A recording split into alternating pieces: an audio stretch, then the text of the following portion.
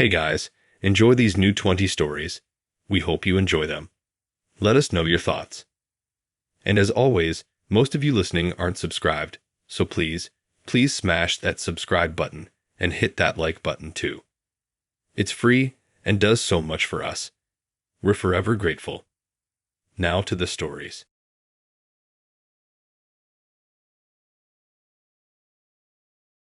There's no way to explain how weird this night got without making it sound like I'm messing with you. But I swear this is exactly how it happened. So I met Jessica on Hinge. Her photos were normal, like too normal. Office bathroom mirror selfie, one at brunch with friends, and one with a golden retriever that may or may not have been hers. I remember thinking, cool, finally someone who seems like a human being and not some algorithm trapped in heels. We texted for about a week, nothing intense. Mostly memes and dry jokes. Then she picked this place downtown, a kind of trendy little wine and small plate spot that tried to look old school, but you could tell it opened like 2 years ago. Brick walls, Edison bulbs, all that try-hard vibe. She showed up before me, already sitting at the bar. That threw me off because most people just wait at the front. But she waved like she knew me and had known me for years. I mean, it felt familiar in a way that was almost too much too soon. But I figured some people are just like that, confident. Or maybe she was tipsy already, who knows. I sat down next to her and she handed me a drink. Said she ordered it for me because it looked like something I'd like. Again, kind of strange, but I didn't want to be rude. First 15 minutes were chill. Surface level stuff. She asked about my job, which I made sound more interesting than it is. Something about consulting and spreadsheets that even I can't remember half the time. She laughed a lot. I don't know if I was actually being funny or if she was just trying hard. I kind of liked that she had a boldness to her, though. Like she wasn't nervous at all, which made me less on edge. Then, somewhere between the appetizers and the second round, she goes, "So this is funny. I used to date your dad." I swear I laughed like she'd just made a solid joke. But she didn't even blink, just kept sipping her drink and looking at me like she'd said something as casual as "I went to the same high school as your cousin." My brain stalled. I was like, okay, this is a bit. This has to be a bit. But she kept talking. She said she dated him before he met my mom, that they were kind of serious for a while, and then said they still text sometimes, like friendly check-ins. Said he sent her a meme once about kids turning into their parents, and she couldn't stop laughing because, according to her, I make the same face my dad does when he's uncomfortable. She literally looked me dead in the eyes and said, "It's kind of cute you both do that jaw clench thing."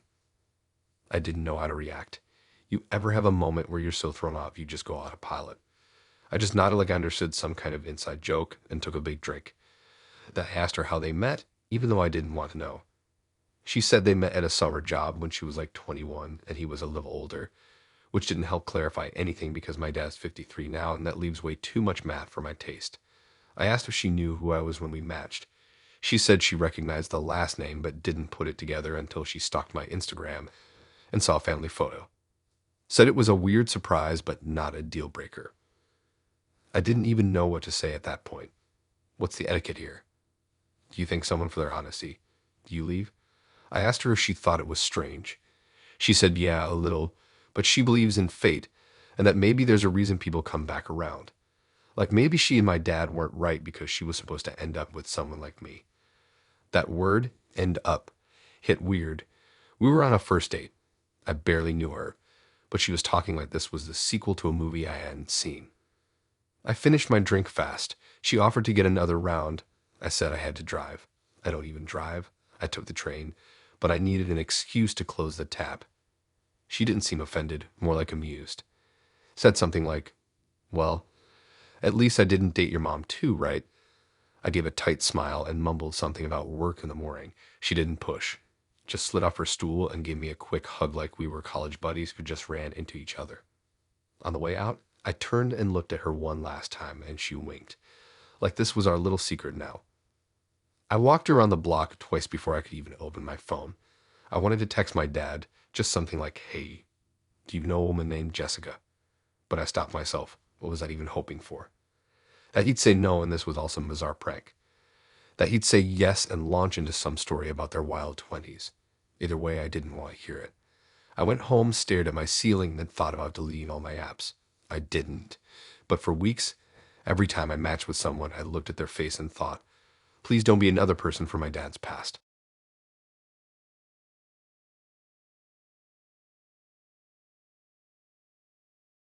There's this thing that happens when a date already feels wrong before it even officially starts. And you tell yourself you're just being too picky or too online or whatever, so you go through with it anyway. That's what happened with Amanda. We matched on Bumble. Her profile was fine. Cute dog, her hiking way too close to the edge of a cliff, one mirror selfie, where you could tell she spent way too long posing, but hey, don't we all? Her bio just said mom first, everything else second, which should have been a hint, but I was trying to be open-minded. People have kids. That's life. It didn't bother me at the time. We talked for like 3 or 4 days, mostly evenings. She had this fast, sarcastic way of texting, and I liked it. Said she was a teacher. Mentioned her son once, just in passing. She never sent photos of him or anything weird like that, so I thought maybe she was keeping it low-key. When she suggested we meet in person, she picked this Italian place outside the city. Not one of those fancy ones, more like a chain that wanted to feel homemade. I agreed. It was neutral ground. Middle boots. Nothing loud. Easy exit, just in case. That's how I think about dates now. I always clock the exits. I got there first. Was already seated when she walked in, and right behind her was this small, quiet kid. He looked maybe 10. Hoodie, tablet in hand, not making eye contact with anyone. She didn't even look surprised to see me, just waved and walked straight up like this was totally normal. Then she said, in the most casual voice, "This is my son, Milo. Hope you don't mind." Now look, I'm not heartless. I'm not gonna throw a tantrum because someone brings their kid to dinner. But bringing your child on a first date without a heads up, that's not a quirky decision. That's a whole choice. I think I said something like, "Oh, hey, didn't know he'd be joining us." She smiled, kissed the top of his head, and said he wanted spaghetti. Like that was the only thing I needed to know. The hostess came by, and Amanda didn't even flinch. Just told her it was the three of us, and that we'd take a booth. She didn't ask me. She didn't explain anything. I sat there stuck. We'd all slid into the booth, and Milo sat next to her with his tablet propped up against the salt shaker. He put his headphones in immediately. She looked across at me and said, "Don't worry, he'll barely notice us. This way I don't have to get a sitter, and it's good for him to meet people." I didn't know if I should be flattered or concerned. The waiter came, and that's when it got even weirder. Before I could say a single word, Amanda told the waiter, "We'll have garlic bread, spaghetti for him. I'll do the ravioli, and my boyfriend here will have the lasagna." She smiled at me like she just pulled off a surprise birthday party. Boyfriend. First date. No joke.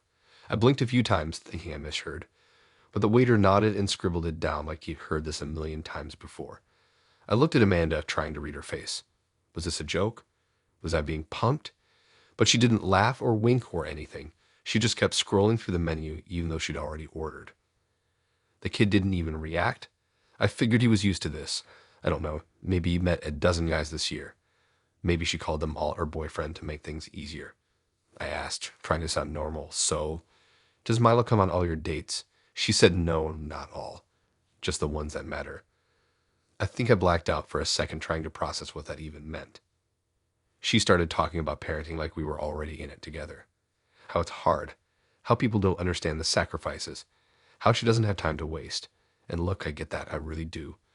But she wasn't saying it like, "Hey, just so you know what I'm juggling."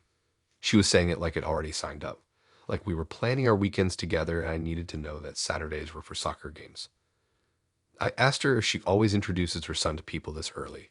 She said yeah, because she doesn't see the point in waiting. If her kid doesn't like someone, it's over. Said she needs him to see what stability looks like. That word again, stability. Like I was a cop she was testing out for the living room. Meanwhile, Milo's tablet died halfway through dinner, and he started getting restless. Amanda handed him her phone and told him to play quietly. I just watched this whole thing like I'd wandered into the wrong restaurant and didn't know how to leave politely. The food came. She took a photo of the table before we started eating and said it was for memories. I tried to keep it cool, just eat my food and not panic. Then at one point, he asked me if I'd ever thought about kids. I gave a safe answer, something like, maybe someday, if things go right. She said, "Good, because Milo really needs a male figure he can trust. His dad isn't around." I nearly choked on my lasagna. I wanted to say, "This is our first date. You don't even know my middle name." But I didn't. I just smiled like a coward and nodded like an idiot. We finished dinner, and she asked if I wanted to come back to her place so Milo could show me his Lego stuff. I made up an excuse about having an early meeting. She didn't seem surprised. Just said, no worries, next time. I wanted to say there wouldn't be a next time, but she looked so calm and certain, like we'd already passed some invisible test. I walked up feeling like I'd just done an audition I didn't sign up for. Didn't text her back. Deleted the app 2 days later, not because I'm done dating or anything like that. Just because I needed a reset. I needed to go outside, touch grass, remember what normal feels like. Because for a second there, I started to believe that maybe I was the weird one for not wanting to be called a boyfriend by someone's mom before the appetizers even landed.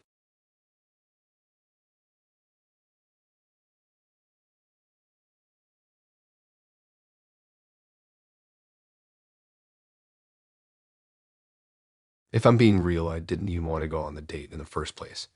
It was one of those weeks where you feel like everyone you know is either getting married or just caught out of something awful, and you're stuck in the middle wondering if you should even bother trying. But Lindsay was one of those people who texted like she was already halfway through a conversation with you. Everything she said felt like it had inside joke energy, even if you just matched a couple days ago. That pulled me in more than I expected. Plus, she sent voice notes, which I weirdly liked. It felt less fake somehow. She picked this cocktail lounge in the Arts District, kind of tucked away between a yoga studio and a vape shop. It was one of those places where every drink has rosemary or lavender or a burnt cinnamon stick jammed in it for no reason. She said she liked the vibe, which I found out later meant it was close to her place, but I didn't mind. It was quiet and dim and kind of perfect for a first meetup. She was already sitting at a booth when I got there, looking like she belonged in a magazine ad for oat milk or something. Very curated, but not in a try-hard way. She had this presence. It felt like walking into someone else's world. First 20 minutes were easy. She complimented my jacket. I complimented her earrings. She asked what I did, and when I gave her my half-baked version of my job in tech, she asked how much I made, not even in a joking way. Just dead serious, like she was asking if I liked sushi. I laughed, thinking it was a bit, but she just stared at me, sipping her drink like she was still waiting for an answer. I kind of dodged it with a vague enough to live alone, and she nodded like she was mentally scoring me. Then she asked if I believe in prenups, just threw it in there like a casual follow-up. I said I hadn't thought about it much, which was true, and she leaned back like that was a red flag. I asked if she did. She said absolutely, and not just for money reasons. Said relationships need terms like contracts. Said love should be practical first, emotional second. That's when I realized this wasn't just her being quirky. This was a whole philosophy. I tried to steer the conversation somewhere lighter, like favorite movies or travel stories, but she kept steering it back. Asked how many kids I want. Asked if I'd be willing to sign something before moving in with someone. Asked how I feel about joint accounts. I felt like I was on a job interview for a role I didn't apply for. Then she casually mentioned she's still legally married. Just dropped it mid-sip. I probably blinked more than I should have because she laughed and said, "It's not what you think," which obviously means it's exactly what you think. I asked if she was separated. She said, "Technically, yeah, but it's complicated." Then, without even lowering her voice, she pointed across the room and said, "That's him, by the way." I turned my head way too fast. There was a guy sitting alone at the bar, drinking what looked like a neat whiskey. Older than her by a few years, probably late 30s. Well-dressed, not smiling. He wasn't looking at us, but he definitely wasn't not aware of us either. Just had that calm posture of someone waiting for something to happen. I asked why he was here. She said he likes to see who she's meeting and that it helps him process things better. Said it's part of their healing. I said, "You brought your husband to our date." And she corrected me, "Ex-husband." Almost. I didn't even know what to do with that. I wasn't scared exactly, but there was this low-level hum of confusion just running the back of my brain. Like when you're driving and Google Maps glitches for a second and you're not totally sure if you missed the exit. I asked if he was going to join us or something, and she laughed and said, "Only if you fail a vibe check." Which, yeah, that didn't clear anything up at all. I looked over again, and the guy finally glanced my way. Just a quick once-over, not aggressive. Not anything. Just a silent scan. I couldn't tell if he was annoyed or bored or just doing this because he had nothing better to do. Meanwhile, Lindsay started explaining their dynamic. They're not together, but they live in the same building. He's helping her get her business off the ground. They have this deep respect for each other. She said it like it was some kind of enlightened arrangement. I was still trying to process the fact that I was drinking rosemary gin while a man who once shared a mortgage with my date was monitoring our interaction like a referee. She started going into this whole spiel about how dating apps are broken and people lie too much. So she and her ex decided full transparency was the only way forward. That if someone couldn't handle the past being present, and they weren't ready for real intimacy. I nodded slowly, pretending to take it in, while secretly debating whether it was rude to leave before the food even arrived. I wasn't scared, just out of my depth. This wasn't a date. This was a social experiment, and I hadn't signed the waiver. The waiter came over and she ordered for both of us. Didn't ask what I wanted. Said I seemed like a lamb guy. I hate lamb. I said nothing. Just let it happen.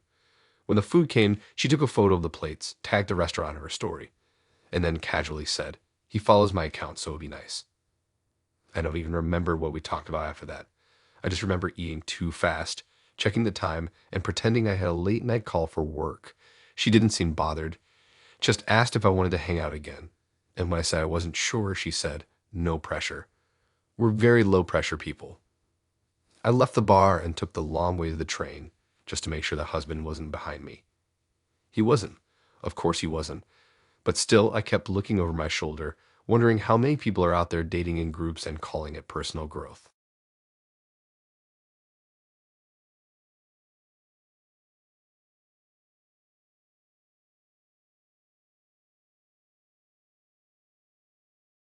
The weirdest part is that it didn't feel weird at first. That's the part that got under my skin later. Megan was normal, like suspiciously normal. Her profile was full of coffee shops, books, a cat named Clover, and captions like "chasing light" or "yes, I really eat this whole croissant." I know that sounds annoying written out, but it came off kind of cozy. She messaged me first and used a pun. I should have seen that as a warning, but I was in a decent headspace and figured I'd give her a shot. We decided to meet at this restaurant in a nicer part of town. Mid-range prices, cloth napkins, but still casual. It was the kind of place where you can wear sneakers and still order wine without being judged. I got there a little early and waited outside so it wouldn't look like I was sitting there overanalyzing the menu.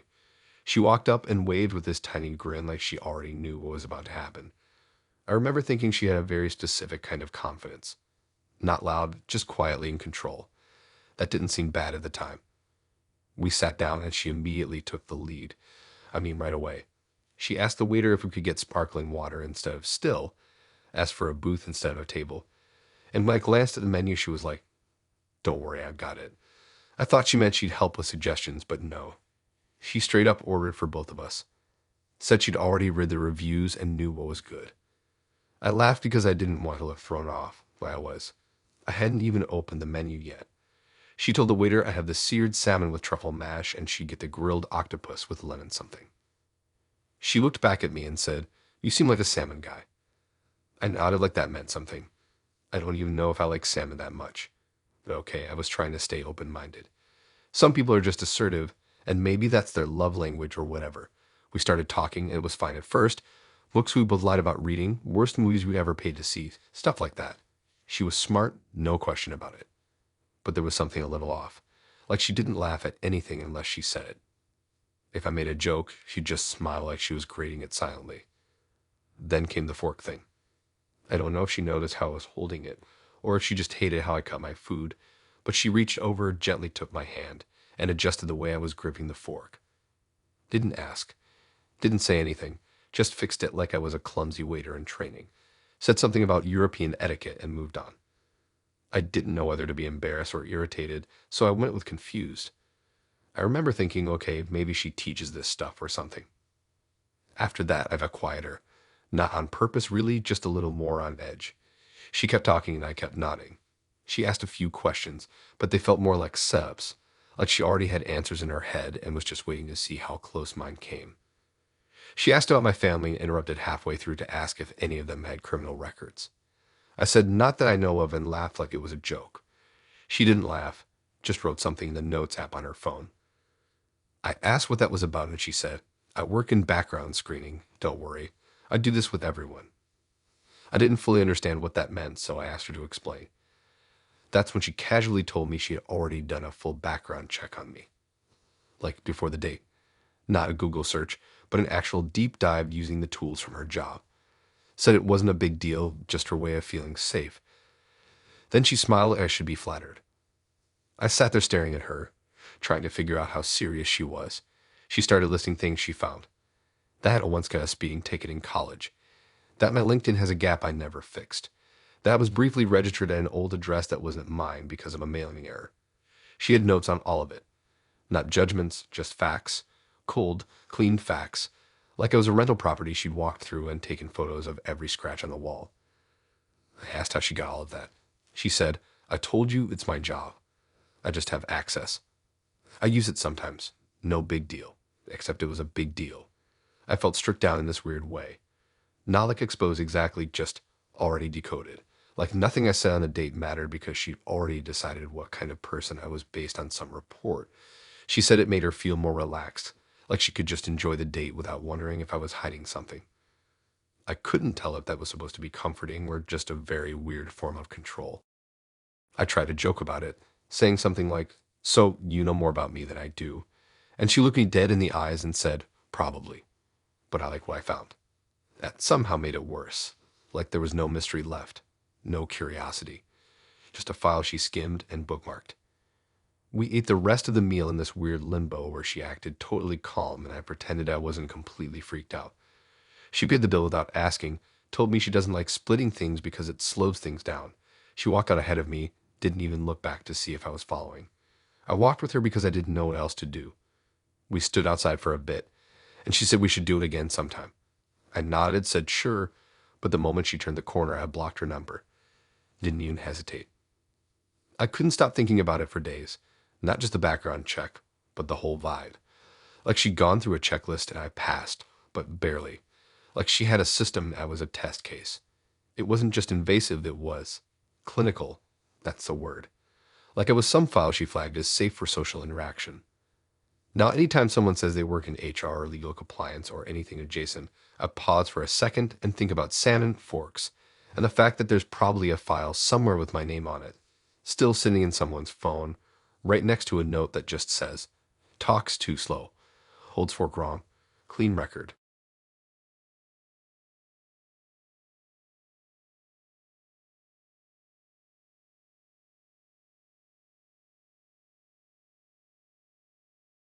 I don't know if this is a dating horror story or just a warning about how weird people can get, but trust me, if you've ever thought your date couldn't get any worse, you haven't met Nicole. Nicole didn't seem like a con artist or a scammer, at least. She didn't give off the usual vibes. She was well put together, smart, and confident. But this was insane. I tried to shake the image of the document out of my mind, but there it was, staring back at me. As I scanned the contract, I saw her terms. A legal agreement that I would pretend to be her fiancé for a few months, in exchange for a piece of the inheritance her late uncle had left her. I couldn't even process what she was saying at this point. My thoughts were running a mile a minute. This had to be some kind of sell. Maybe her friends were watching us from some hidden corner, waiting to see if I'd fall for this ridiculous scheme. But as I looked up, there was no smile, no hint of mischief on her face. She was just staring at me, waiting for me to respond. I put the contract down, almost pushing it away. My first instinct was to laugh, like a nervous laugh, but I stopped myself. This wasn't something to joke about. I couldn't tell if I was supposed to feel flattered or horrified. So I just asked her, "Are you serious? You actually want me to pretend to be your fiancé?" And that's when she started explaining. Apparently, her uncle had left her a hefty inheritance, but there was a catch. The money would only be given to her if she was married within a certain time frame. She explained that her family, especially her brothers, had these crazy rules that were tied to the will. If she didn't fulfill these requirements, the inheritance would go to charity. And this wasn't just some random weird family stipulation. She had a lawyer draw up the whole thing. Nicole wasn't messing around. As I sat there in disbelief, she casually mentioned that her brothers were already in on it. She'd briefed them about me, apparently, and they had no issues with the arrangement. Her lawyer had already gone over everything with her, and all that was left was for me to sign the document, and voila, she'd be able to access her inheritance. The wildest part, she wasn't offering me a small token of gratitude, like a few $100 for my time. No, Nicole was offering me a percentage of the inheritance if I went along with her plan. At that point, the amount didn't matter. It wasn't about the money. It was about what kind of person asks a stranger to play such a bizarre role in their life.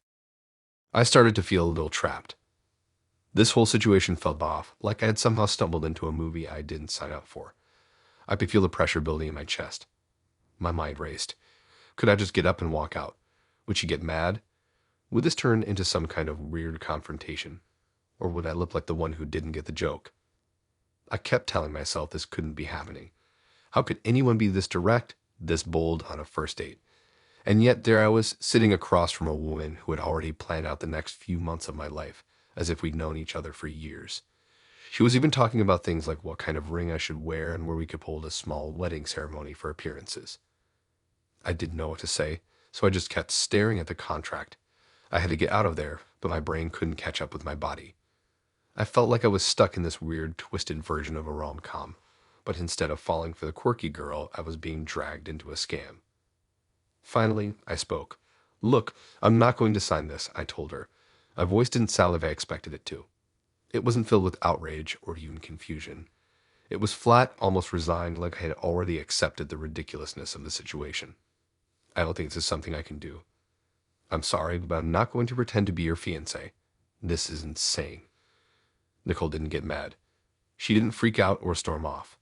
Instead, she just shrugged like she was used to hearing that response. "Well, that's disappointing," she said calmly, taking a sip of her wine. "I thought you'd be more open to the idea." I honestly didn't know what to make of that. Did she think I'd be swayed by a couple of $1,000s?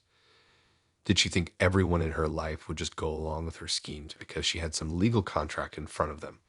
Was this just how she operated in relationships?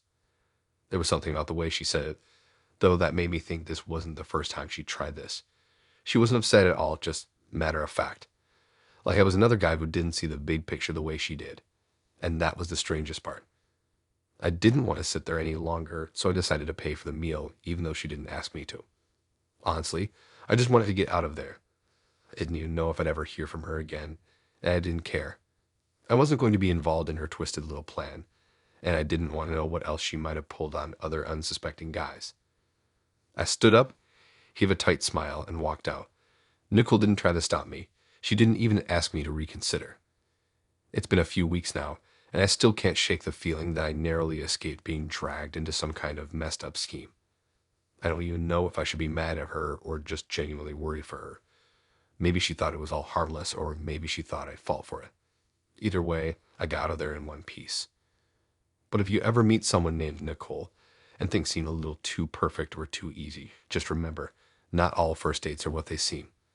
Sometimes they come with contracts, and sometimes you end up getting way more than you signed up for.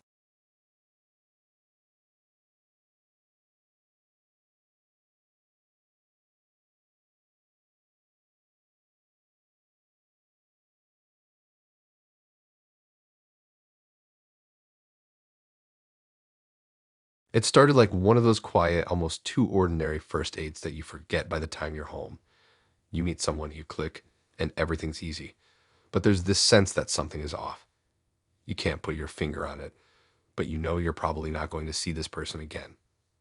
That's how I felt meeting Lauren at a bookstore one afternoon. She was cute, friendly, and had this warm smile that made you feel comfortable immediately. We talked about books for a little while, casually. She seemed down to earth, chilled, just a normal girl who liked to read. Nothing too over the top. We exchanged numbers, agreed to grab coffee the next day, and I figured we'd see where things went. I didn't know then, but what I thought was going to be a simple, low-stakes coffee date would end up being the most bizarre, uncomfortable evening I'd ever experienced. It all started off normal. We met at a local cafe, sat down, got our drinks, and began chatting like two strangers getting to know each other. Lauren was funny, had a good sense of humor, and we had plenty to talk about. Honestly, I thought it was going great. I was getting that familiar vibe that sometimes happens when you meet someone you actually enjoy talking to. But then, about halfway through our conversation, she dropped this bomb. She casually mentioned that she ran a Reddit account where she posted anonymous rants about the guys she went out with. I didn't immediately get what she meant. Was she joking? Was this some kind of self-deprecating humor? But then she went into more detail, and that's when I realized how serious she was. She said she had a whole following on Reddit, people who loved hearing about her disastrous or strange first dates. She told me that it was therapeutic for her, that it allowed her to vent about her frustrations, and that people loved to read about it, She even joked that depending on how tonight went, I might make it onto the subreddit and that I'd probably go viral if I didn't screw things up. For a second, I didn't know how to respond. I sat there trying to process what she just said. Was I supposed to laugh along with her? Was she serious? And why was she telling me this?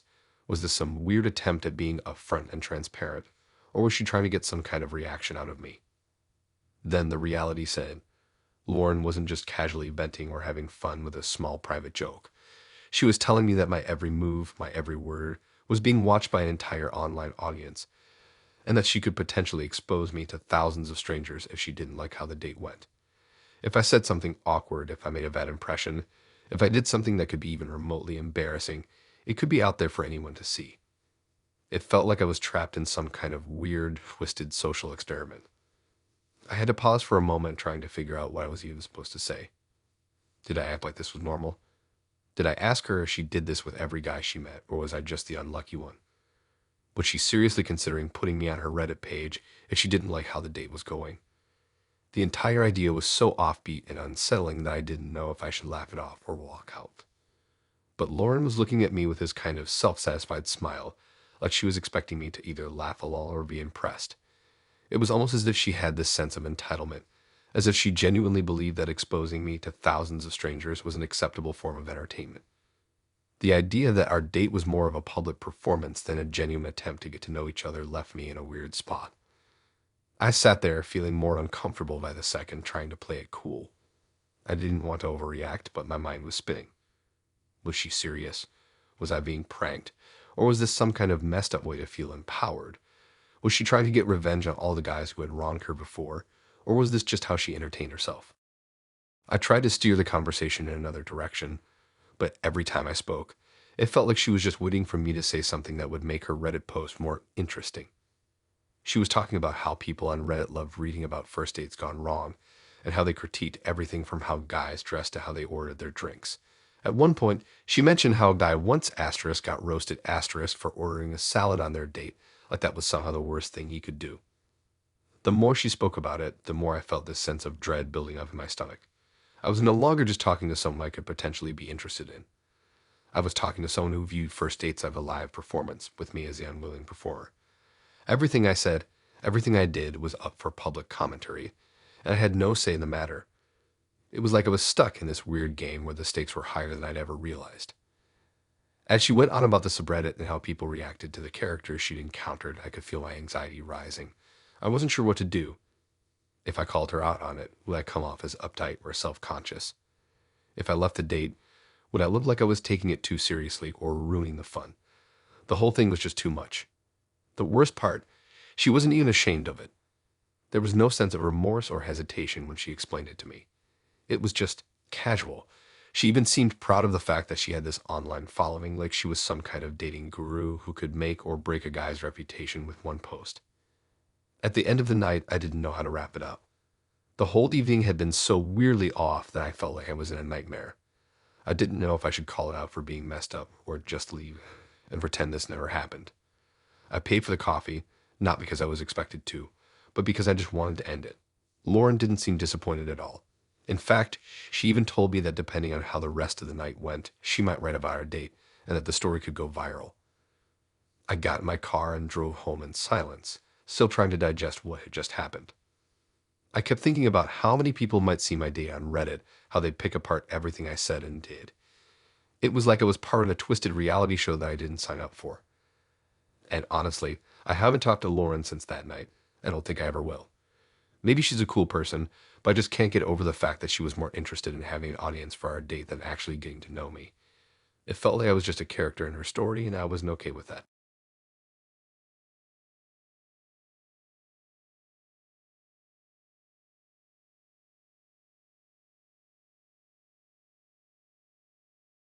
I could tell the date was going to be different the moment I walked into the restaurant.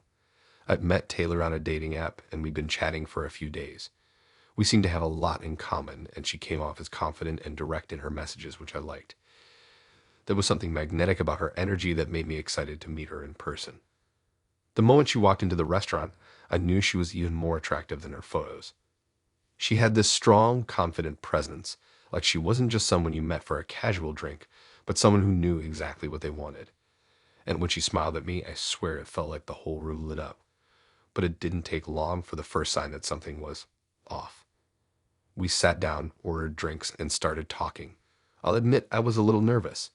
It wasn't every day that I went on a date with someone this put together. We talked about work, travel, the usual stuff. I was enjoying the conversation, but I couldn't help but feel like she was sizing me up more than anyone else I ever dated. There was a certain intensity in her gaze that I couldn't quite shake. Then, as we were finishing our appetizers, she did something I wasn't expecting. She pulled out her laptop. I stared at it for a second, wondering if she was just going to check her email or something, but she opened up a PowerPoint presentation and placed it in front of me. I didn't know how to react at first. Was this part of a joke? I'd never been on a date where someone brought a PowerPoint presentation, let alone one that was meant to be viewed by someone on a first date. The title on the screen read, "Why I'm Wife Material." I blinked at the screen, unsure of how to respond. Was she messing with me? Maybe it was some quirky icebreaker or a test of some kind. But no, she didn't seem to be joking. She was looking at me with that same confident expression, waiting for me to engage. She clicked through the slides, each one more bewildering than the last. The first slide was a chart listing her qualifications. She had bullet points like excellent cook, good with children, and financially stable. And there was a slide comparing her to her exes, 3 different guys, each represented with a picture and a list of stats that included things like jawline, credit score, and emotional intelligence. And yes, she had a slide for me too, where she had written down things like my height, my job, and even my smile, and compared them to these exes. I didn't know what to say. My mind was racing trying to process everything. Was she really comparing me to her exes? Was this normal for her? Who does this on a first date? Then, as if this wasn't weird enough, she started talking about the financial projections. There was an entire slide dedicated to predicting how much money I'd make in the next 5 years based on my current job and salary. And she wasn't just throwing out random guesses. She had numbers to back it up. There were graphs, spreadsheets, and even future predictions about my potential for promotions or salary increases. I sat there, dumbfounded. What the hell was going on? It felt like I was in some bizarre job interview for a role I didn't apply for, except instead of a corporate job, I was being evaluated for the role of potential husband. But then Taylor went deeper. She started talking about how she was looking for someone who was emotionally mature and ready to settle down. She asked me about my views on relationships, marriage, and whether or not I believed in prenups. I started to feel like I was losing control of the conversation. This was way too much too fast. I wasn't even sure if we were still having a date anymore, or if I was being scouted for a position in some sort of ideal partner company she was running in her head. As I sat there, I could feel myself getting more uncomfortable. I wasn't sure how to respond to any of this. Should I tell her that I wasn't comfortable with the way she was evaluating me?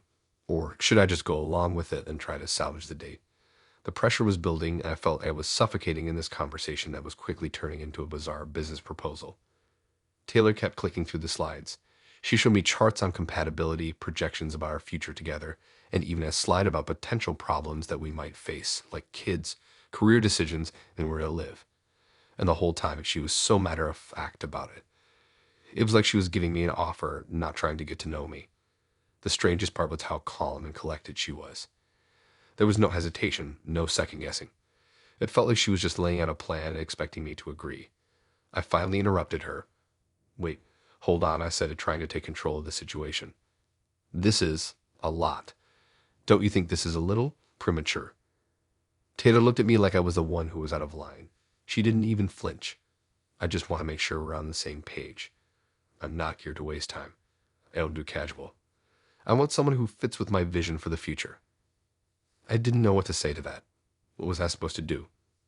Tell her I wasn't ready to be analyzed like this? Was this how she approached every relationship? It wasn't just the PowerPoint. It was the complete lack of subtlety, the total disregard for boundaries, and this overwhelming need to turn everything into a spreadsheet of expectations. By this point, I was done. My stomach was in knots, and the initial attraction I felt for her had completely evaporated. This wasn't a date. This was an evaluation. And I wasn't going to be part of her experiment anymore. I politely excused myself, telling her that I had to go. I don't think she even noticed. She was already deep into explaining the last few slides about personal growth plans and long-term goals. I paid for my drink, left a tip, and walked out of the restaurant, feeling like I had just narrowly escaped something that could have been much worse. I've thought about that night a lot since then. Taylor was obviously a smart and driven person, but the way she approached relationships was so out of touch with reality that it freaked me out. I couldn't help but wonder how many other guys she'd done this to, how many PowerPoints she presented, how many relationships she'd tried to engineer from the ground up. It felt like I was nothing more than a cog in her well-organized machine, and I had no interest in being part of that. So, yeah, Taylor's PowerPoint was the strangest day I've ever been on. I'm pretty sure I'm not going to be adding any spreadsheets to my future relationships anytime soon.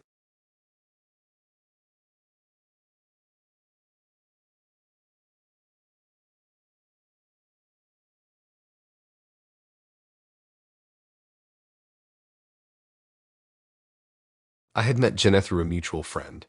We both loved art and photography, so when she suggested grabbing a drink at this cool little bar downtown, I was all in. I didn't know much about her, except that she seemed chill, funny, and had a pretty relaxed vibe online.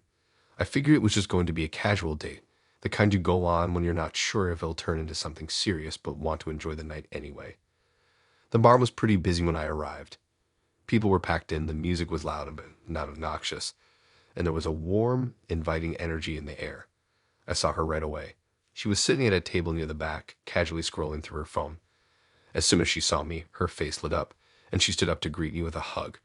She was cute, really cute, and I was relieved to see that the online chemistry translated to real-life energy. We ordered drinks and started talking. It was the usual getting to know each other, what we do for work, where we traveled, hobbies.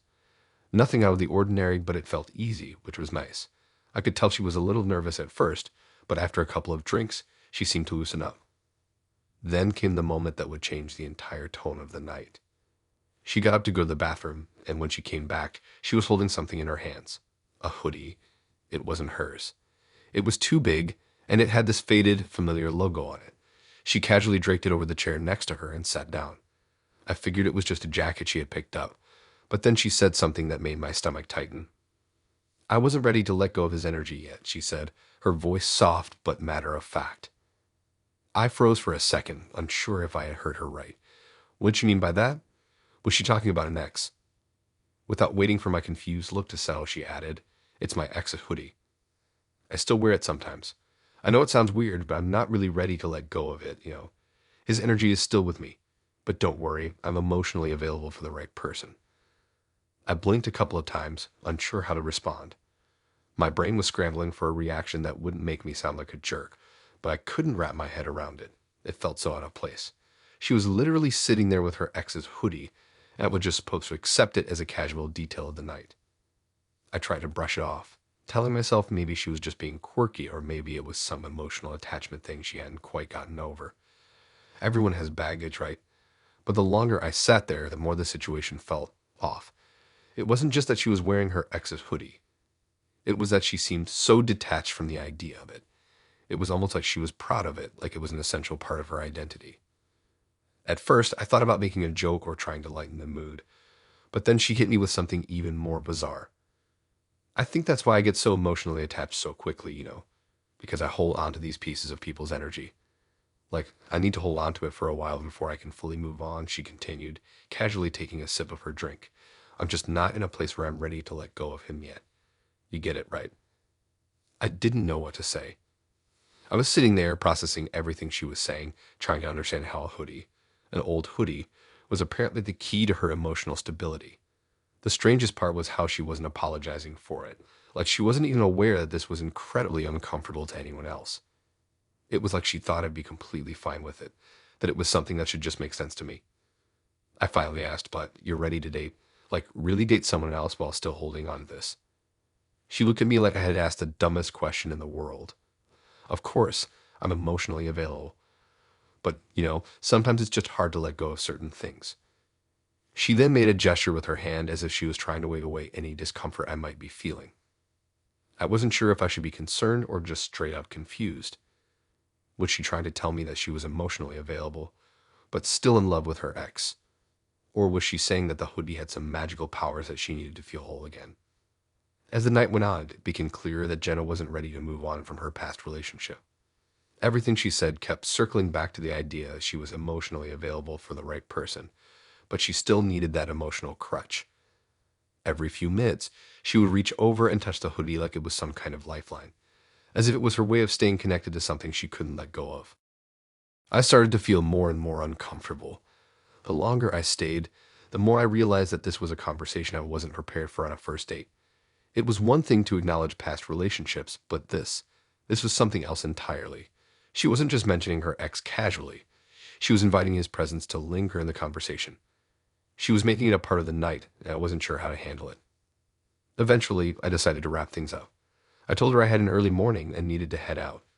She didn't seem upset, but I could tell that my leaving wasn't going to make her reconsider the hoodie situation. I paid the tab and walked out, feeling both confused and weirded out by what I had just experienced. That night, I went home and tried to process everything. I had met a girl who seemed cool, someone I had a real connection with. But now I couldn't get the image of her ex's hoodie out of my mind. I wondered if I had been too quick to judge, if maybe I should have stuck out longer to understand where she was coming from. But to be honest, it just felt off. She wasn't ready to move on from her past, and I wasn't about to be a placeholder in someone else's emotional baggage. The hoodie remained in my thoughts for days. It was just a piece of clothing, but it represented so much more. It was her emotional anchor, and I realized that I wasn't ready to compete with something that still had so much power over her. That date was definitely one for the books, but not one I wanted to repeat. I learned that some people might be emotionally available, but they still have too many ghosts in their past to give you a real chance.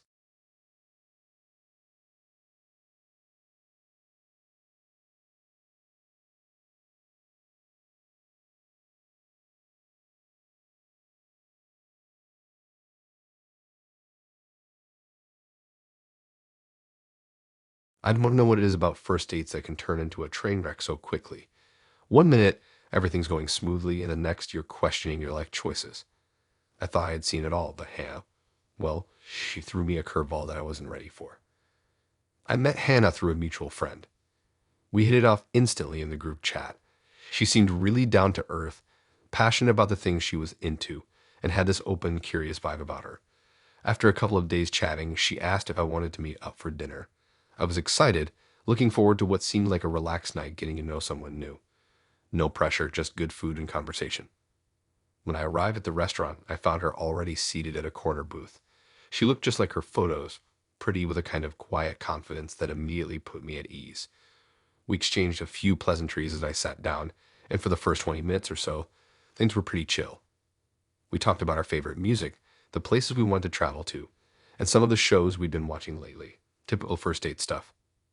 But then the vibe shifted. Hannah paused mid-sentence and glanced at me like she was measuring me up for something I couldn't quite understand. I just came from therapy, she said, her tone matter of fact, like it was the most normal thing in the world.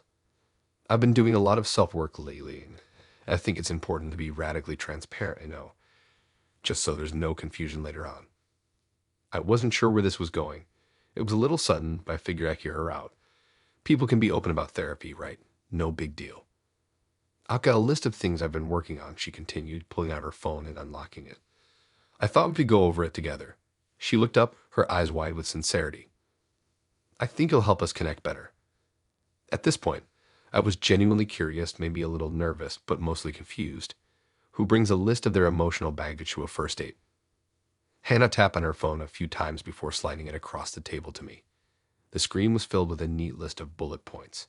My first thought was that this had to be some kind of joke, but the more I looked at it, the more it seemed like she was dead serious. The first bullet point read, triggers, abandonment, feeling ignored, being judged for past mistakes. Then there was a second list, coping methods, deep breathing, journaling, calling my best friend, distracting myself with TV shows. I didn't know how to react. I mean, it wasn't like I had anything against therapy. I've been to therapy myself. But this felt like I was being handed her emotional homework. It was overwhelming and frankly, it felt a little invasive.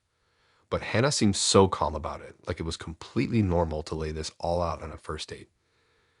Do you mind if I share some of my past diagnoses? She asked, already starting to scroll down the list on her phone. I've been diagnosed with generalized anxiety disorder and depression, but I'm really working through it. She smiled, her eyes hopeful.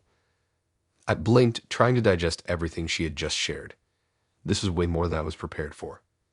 I'm all for being honest and upfront, but this felt like a therapy session. A very personal, very intense one. I also have this mood tracker app, she said, tapping her phone a few more times before pulling up another screen. It helps me monitor how I'm feeling, and I like to sync it with other people I date. It helps me stay on top of things. She slid the phone across the table to me again. On the screen was a graph tracking her moods over the past month. There were green, yellow, and red bars, each representing how emotionally stable she felt on certain days. I looked at the graph, unsure if I was supposed to take it seriously or just laugh it off. This wasn't exactly what I had imagined when I agreed to meet someone for dinner. "Do you want to sync your mood tracker with mine?" she asked, her voice quiet but eager. Now, don't get me wrong. I care about mental health and I have no issue with people being open about their struggles. But this felt like too much too soon. I didn't even know if I could get behind the idea of sensing my mood with someone else's, especially on a first date. It felt like she was trying to tie me into her emotional web, and I didn't know if I was ready for that. I tried to steer the conversation in another direction, hoping to break the tension. "I don't know if I'm ready for all that, I said, trying to be gentle but honest. "I think that kind of thing is, well, it's a lot for a first date." Hannah didn't seem upset by my response, but the way her face fell told me that this was something she took seriously. She quickly tried to lighten the mood, but there was an underlying tension now. It felt like we were no longer having a date, but more like a session where I was expected to analyze every move I made. The rest of the night went by in a blur. We ate, but the conversation never fully recovered.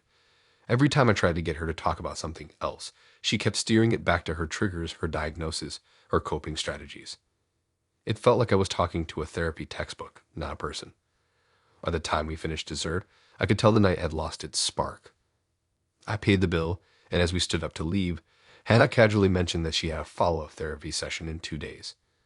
"I'm working through some really deep stuff," she said with a tight smile, like she was proud of her progress. "But it's a process, and I'm trying to be as open as possible." I nodded, trying to hide how exhausted I felt from the emotional marathon of the past few hours. I walked her to her car, and we said our goodbyes.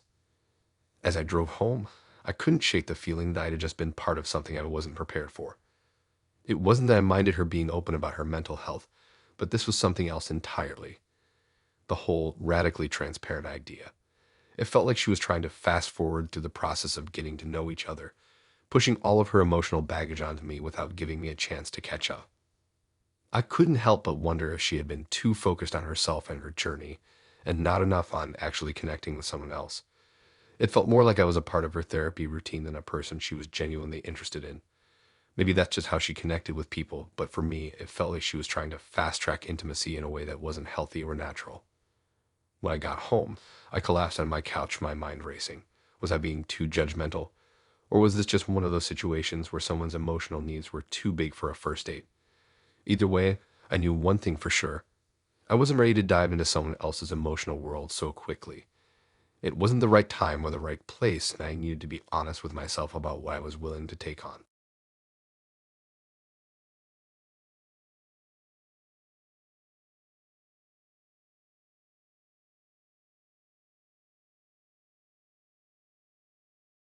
I was feeling pretty good about my date with Alex. We met on a dating app, and he seemed like one of those guys who was genuine, good job, a bit of a sarcastic sense of humor, and even better, he didn't use a ton of cheesy pickup lines. We'd been chatting for a couple of weeks before deciding to meet in person, and to be honest, I was starting to feel a little hopeful. We met at this cool downtown spot, a modern bistro that was dimly lit with exposed brick walls and a quiet hum of chatter in the background. Alex looked pretty much exactly like his photos, tall, dark-haired, with a 5 o'clock shadow that made him look rugged but not like he was trying too hard. We got our drinks, talked about random stuff, and it was nice. Not amazing, but definitely not awkward either. Then about halfway through the meal, things took a weird turn. It was like one moment everything was normal, and the next, he casually dropped this bombshell. He mentioned something about how he used to be a private investigator. It wasn't in a bragging way, just kind of a hey, by the way, I used to do this thing. At first, I thought it was cool, like, hey, an ex-investigator. That's kind of interesting. Maybe he could tell me some crazy stories about shady people or wild cases he had solved. But no, That wasn't what happened. He reached into his bag, pulled out a manila folder, and slid it across the table toward me. I blinked. "What's this?" I asked, still trying to figure out if he was messing with me. Alex leaned back in his chair and gave a casual shrug. "It's just some stuff I've gathered. From the last couple of weeks, just checking for red flags." At first, I thought it was a joke, like a quirky thing he thought would make me laugh. But when I opened the folder, my stomach dropped. Inside were printed out copies of my social media profiles, my Instagram, my Facebook, even my LinkedIn. The creepy part. He had highlighted different sections and made notes. It wasn't just my name or my job. It was my hobbies, my family, photos of my friends, places I had been, all of it. Everything was in there. I felt my face flush as I glanced up at him, half expecting him to say, "Just kidding," or laugh it off. But he didn't. "I mean, you seem cool," Alex said nonchalantly, but I figured it's best to do a little research before meeting in person. Make sure I'm not walking into something strange. I didn't know how to respond. It was so weird, so invasive, that I just sat there staring at him for a few seconds, completely frozen. Was he serious? Why would he have gone through all of that trouble just to check for red flags on someone he barely knew? I thought about just leaving right then and there. I was uncomfortable, and the atmosphere suddenly felt like it had shifted into something I couldn't quite put my finger on. But instead of just getting up, I decided to ask him about it. "Alex, this is really intense," I said slowly, trying to gather my thoughts. "I mean, I get that you want to know more about me, but this feels like overkill. Why would you do something like this?" He didn't look bothered. He didn't even seem ashamed. He just shrugged and sipped his wine, as though I was the one being ridiculous. "It's not overkill," he said, as if he was explaining something obvious. "Look, I've got to be sure. I've seen some pretty messed up stuff in my job, and honestly, it's just a precaution. You'd do the same if you were in my shoes. I'm just making sure there's no, hidden stuff going on." I could feel my heart racing, but I tried to stay calm. "Hidden stuff? What do you mean by that?" He smiled, but it was the kind of smile that didn't quite reach his eyes. Like criminal records, past bad relationships, anything that might be a deal breaker. It's just part of the job. He said that so casually, so matter-of-factly, that I almost didn't know what to say next. I wasn't sure if I was in the middle of a bad joke or if this guy had some serious issues with boundaries. Either way, it wasn't something I wanted to be part of. I sat there for a few more seconds, trying to figure out if this was all just some weird misunderstanding or if he was genuinely that comfortable with crossing personal boundaries. I thought about leaving, but I didn't want to make a scene. Plus, I didn't even know how to explain to him how off-putting it all was. Finally, I pushed the folder away from me. I didn't want to see any more of it. "Alex, this is not cool. I think I'm gonna head out." He didn't protest. He didn't even try to convince me to stay. He just looked at me for a second and then nodded, as though he'd been expecting me to react this way. "I get it. It's not for everyone. But I'll tell you what," he said with a half smile. "I'd still love to see you again. We can just keep it casual next time. No more folders, I promise." I didn't know how to respond to that, so I just grabbed my bag and walked out. I could feel his eyes on me as I left, and honestly, I'm still not sure if he was serious or if it was some messed up test. But I knew one thing for sure, I wasn't going back there. I've gone on some weird dates before, but nothing like that. It's been a few weeks now, and I still can't get over how bizarre it was that he had actually done all that research on me. It wasn't even just the fact that he had dug into my life. It was the fact that he felt completely comfortable pulling it out like it was no big deal. That's the last time I try to be trusting with someone who seems normal on paper.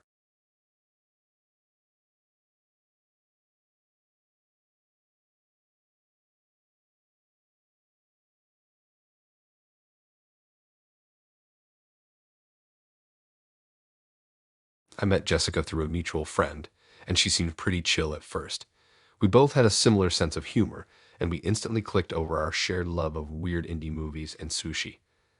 After chatting for a couple of weeks, we agreed to meet up for dinner at this little bistro downtown. Honestly, I was looking forward to it, because up until then, things had been smooth sailing. We met at the restaurant, and was surprised at how well she looked in person. She was even prettier than her pictures, and she had a kind of effortlessly cool vibe to her. Everything about her was just easy. We ordered drinks, chatted about work, and started talking about relationships, like most people do on a first date. It was all pretty standard stuff, until she brought up her ex. At first, it seemed harmless. I mean, it's normal to talk about past relationships, right? We'd all have them, and I'm sure I mentioned a few things about mine. But then, as we kept talking, it started to feel a little weird. Jessica mentioned that she was still on good terms with her ex, which wasn't that strange. Lots of people stay friends with their exes. But then she dropped something that made me feel like I had just stepped into a whole different dimension. She pulled out a huge framed picture of him. Yeah, you read that right. She pulled out a giant picture, like a framed portrait, and set it down right next to her plate. I wasn't sure if I had missed something or if she was just messing with me, but there it was, sitting on a table, this big framed photo of her ex. At first, I thought maybe it was a joke. Maybe she was testing how I would react, trying to see if I'd get weirded out or laugh it off. But she didn't laugh. She just sat there, watching me, waiting for me to say something. This is a lot, I said, not sure how else to respond. I could feel my face flush as I stared at the photo. She smiled and shrugged, like it was the most normal thing in the world. I know it sounds strange, but I keep it with me on every date. It's like a way to make sure I'm not making the same mistakes again, you know. I blinked at her. You bring a picture of your ex on dates? Seriously? She nodded. Yeah, I know it sounds weird, but it helps me. I've made some bad choices in the past, and this is my way of making sure I don't do it again. I didn't know how to process what she was saying. I thought maybe it was some kind of weird, twisted joke, but the longer I sat there, the more I realized she was completely serious. She was really telling me that she brings this picture to every date, like it was some sort of weird checklist for dating. I looked down at the photo again. The ex was smiling in it, looking like someone straight out of a cheesy romance movie. He was good looking, no doubt about it. But this was just bizarre. There was no way I was the first guy she'd had dinner with since her breakup. So why was this the first time I was hearing about this picture? I took a deep breath. So, let me get this straight. You're telling me that you bring this picture to every date too. Make sure you don't make the same mistakes. You don't think that's a little over the top? She didn't seem offended, just sort of calm about it, like she was explaining something totally normal. I get why you might think it's strange, but trust me, it works for me. I've been through some stuff, and I don't want to make those same mistakes again. If I'm not feeling the same energy as I did with him, I know it's not right. I couldn't wrap my head around it. I didn't know if I should laugh, get up, or just keep listening to her talk. It was clear she wasn't going to get rid of the picture anytime soon, and the whole dinner was starting to feel less like a casual date and more like a therapy session. But then she did something that made my stomach churn. She took a long, deep breath and looked at me seriously. Look, I'm really not trying to make you feel uncomfortable, but I've learned from my mistakes. I've dated guys before, and when things started getting serious, I thought I'd see the red flags but ignored them. This, she said, gesturing to the photo, helps me figure out if things are going in the right direction or not. I couldn't even make sense of her logic at that point. She was saying that she used this photo as some sort of visual reference to judge whether or not the guy she was dating was right. What was I, a checklist item now? Just some guy who had to pass a test to move forward. At that moment, I felt completely out of place. I wasn't sure what to say or do, so I just kept eating my food, trying to focus on anything else. But the longer I sat there, the more I realized that this was not a normal date. And then, just to make things even worse, she took a selfie with a picture in the background, posted it on Instagram, and tagged her ex.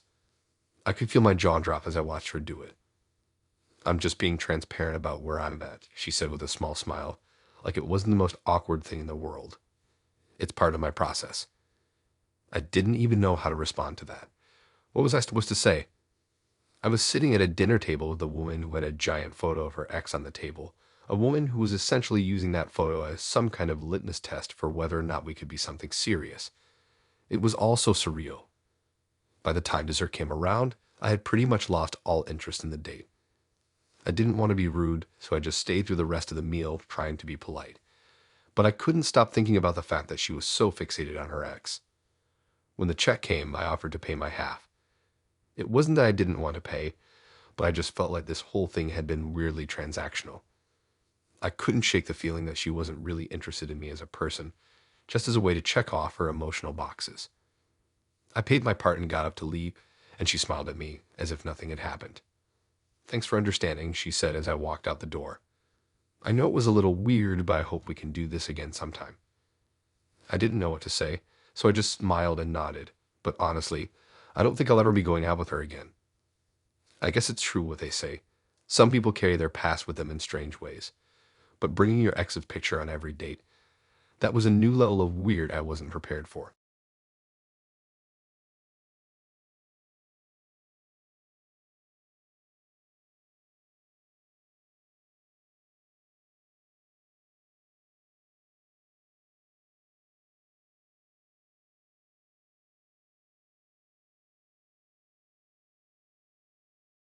I met Noah at a bar one Friday night. We'd been talking for a couple of weeks, texting back and forth, and I was kind of excited to meet him in person. He seemed chill, not trying too hard to impress me, and we both loved the same kind of music, so I thought this could be fun. We met at a dive bar near my place, a spot that I loved because it wasn't too loud, and I could actually hear the person I was with. When I saw him walk in, I immediately recognized him from his profile picture, though he looked even more put together in person. Tall, athletic, nice smile. The guy definitely had confidence, but it wasn't overbearing. He came right up to me, and we hugged, which was a bit unexpected, but not uncomfortable. We sat down at the bar and ordered drinks. All seemed normal at first. The conversation started off easy enough, talking about our jobs, our hobbies, random stuff that didn't really matter but helped fill the time. Honestly, I didn't think much of it. The night was still young, and we were getting to know each other. Then, after a couple of drinks, things started to take a weird turn. No told me that he had a hobby. It didn't sound like a big deal at first. People have hobbies. I have hobbies. What's the big deal? But then he told me what his hobby was. He was an amateur hypnotist. I wasn't sure if he was joking, but he seemed completely serious. And at first, I laughed it off, thinking it was just some weird way of getting attention. But then he insisted on showing me. I was a little hesitant. I mean, we'd only just met, and I didn't even know how real hypnosis was, or if I could trust a guy I barely knew to mess with my head. But he kept pushing, saying it was all in good fun. I was already a few drinks in, so I agreed. He pulled out his phone and started messing around with it like he was setting something up. I figured it was just a bunch of tricks or some video on YouTube or something. But when he turned to me, his eyes looked different, focused, kind of intense, like he wasn't the same guy I had been talking to just a few minutes ago. Noah explained that he was going to relax me a little, and that I would feel totally at ease. I figured, okay, whatever, it's a harmless party trick. He had me close my eyes and take a deep breath, which I did, mostly because it felt like a normal thing to do. I had been a little nervous about the whole thing, but I trusted him, or at least I wanted to. The next thing I knew, I felt a weird sense of calm. My body was heavy, but not in a bad way, more like I was sinking into the bar stool. I couldn't explain it. It wasn't like falling asleep, but I was very aware of everything around me, yet it felt like I wasn't entirely present either. Noah spoke to me in a low, soothing voice, telling me to focus on his words and just relax even further. I tried to fight it at first, but I couldn't shake the sense that something was off.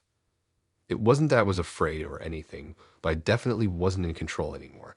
It felt like I was just floating listening to his voice. That's when it got weird, really weird.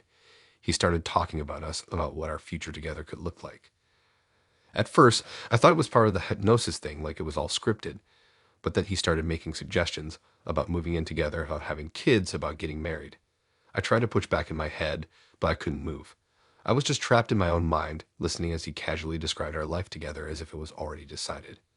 It felt so real, like he had mapped it all out for me, like I was hearing my future unfold and I had no say in it. My stomach dropped as he casually mentioned how we'd probably get a dog, maybe a golden retriever, and how our lives would be so much easier once we settled down.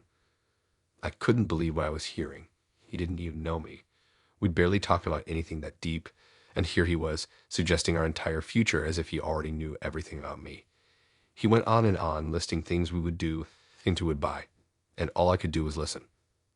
I couldn't understand why I wasn't able to just snap out of it. Why couldn't I just say no? The whole situation felt absurd, but I couldn't break free from it. It wasn't like I was asleep, but I wasn't fully aware either. It was like I was watching myself from the outside, but my body wouldn't respond. And then he told me that we would be moving in together soon. The thought hit me like a ton of bricks. I was still sitting there, paralyzed by whatever he was doing, and all I could think was, asterisk, this isn't real. This isn't real. Why is he saying this? Finally, after what felt like hours, he told me to wake up, and I suddenly felt like I could breathe again. The pressure on my chest lifted, and I could move my hands and legs again. The first thing I did was look at him, trying to make sense of what had just happened. I could feel my heart racing in my chest, my hands cold from the shock of it all. I didn't know what to say. I didn't know if I should be mad, confused, or just completely freaked out. It was as if he had somehow just created this entire life for me in a few minutes. Like I had just been manipulated into believing that everything he said was something I wanted, something I was ready for.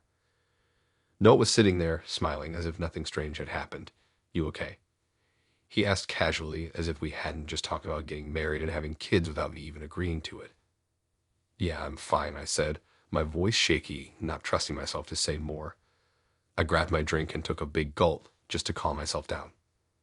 I wasn't sure how to process what had just happened.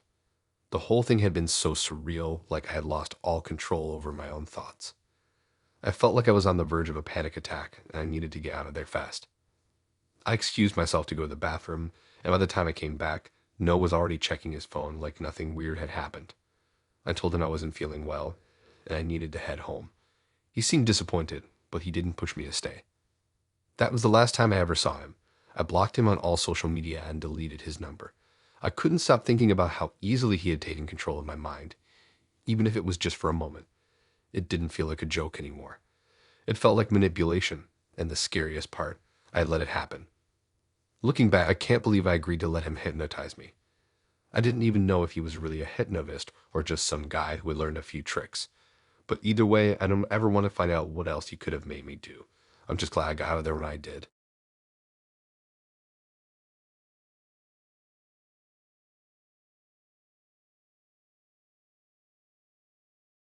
I had only been talking to Lily for a few days before we decided to meet out for dinner.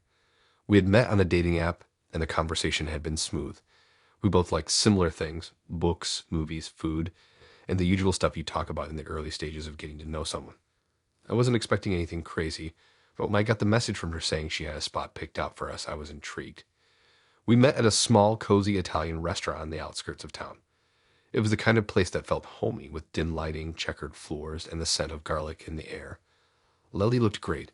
She was dressed casually, but with an effortless style that made her look like she had put just the right amount of thought into her outfit without overdoing it. She smiled when she saw me, and we exchanged awkward but genuine hellos before being seated at a quiet table in the back.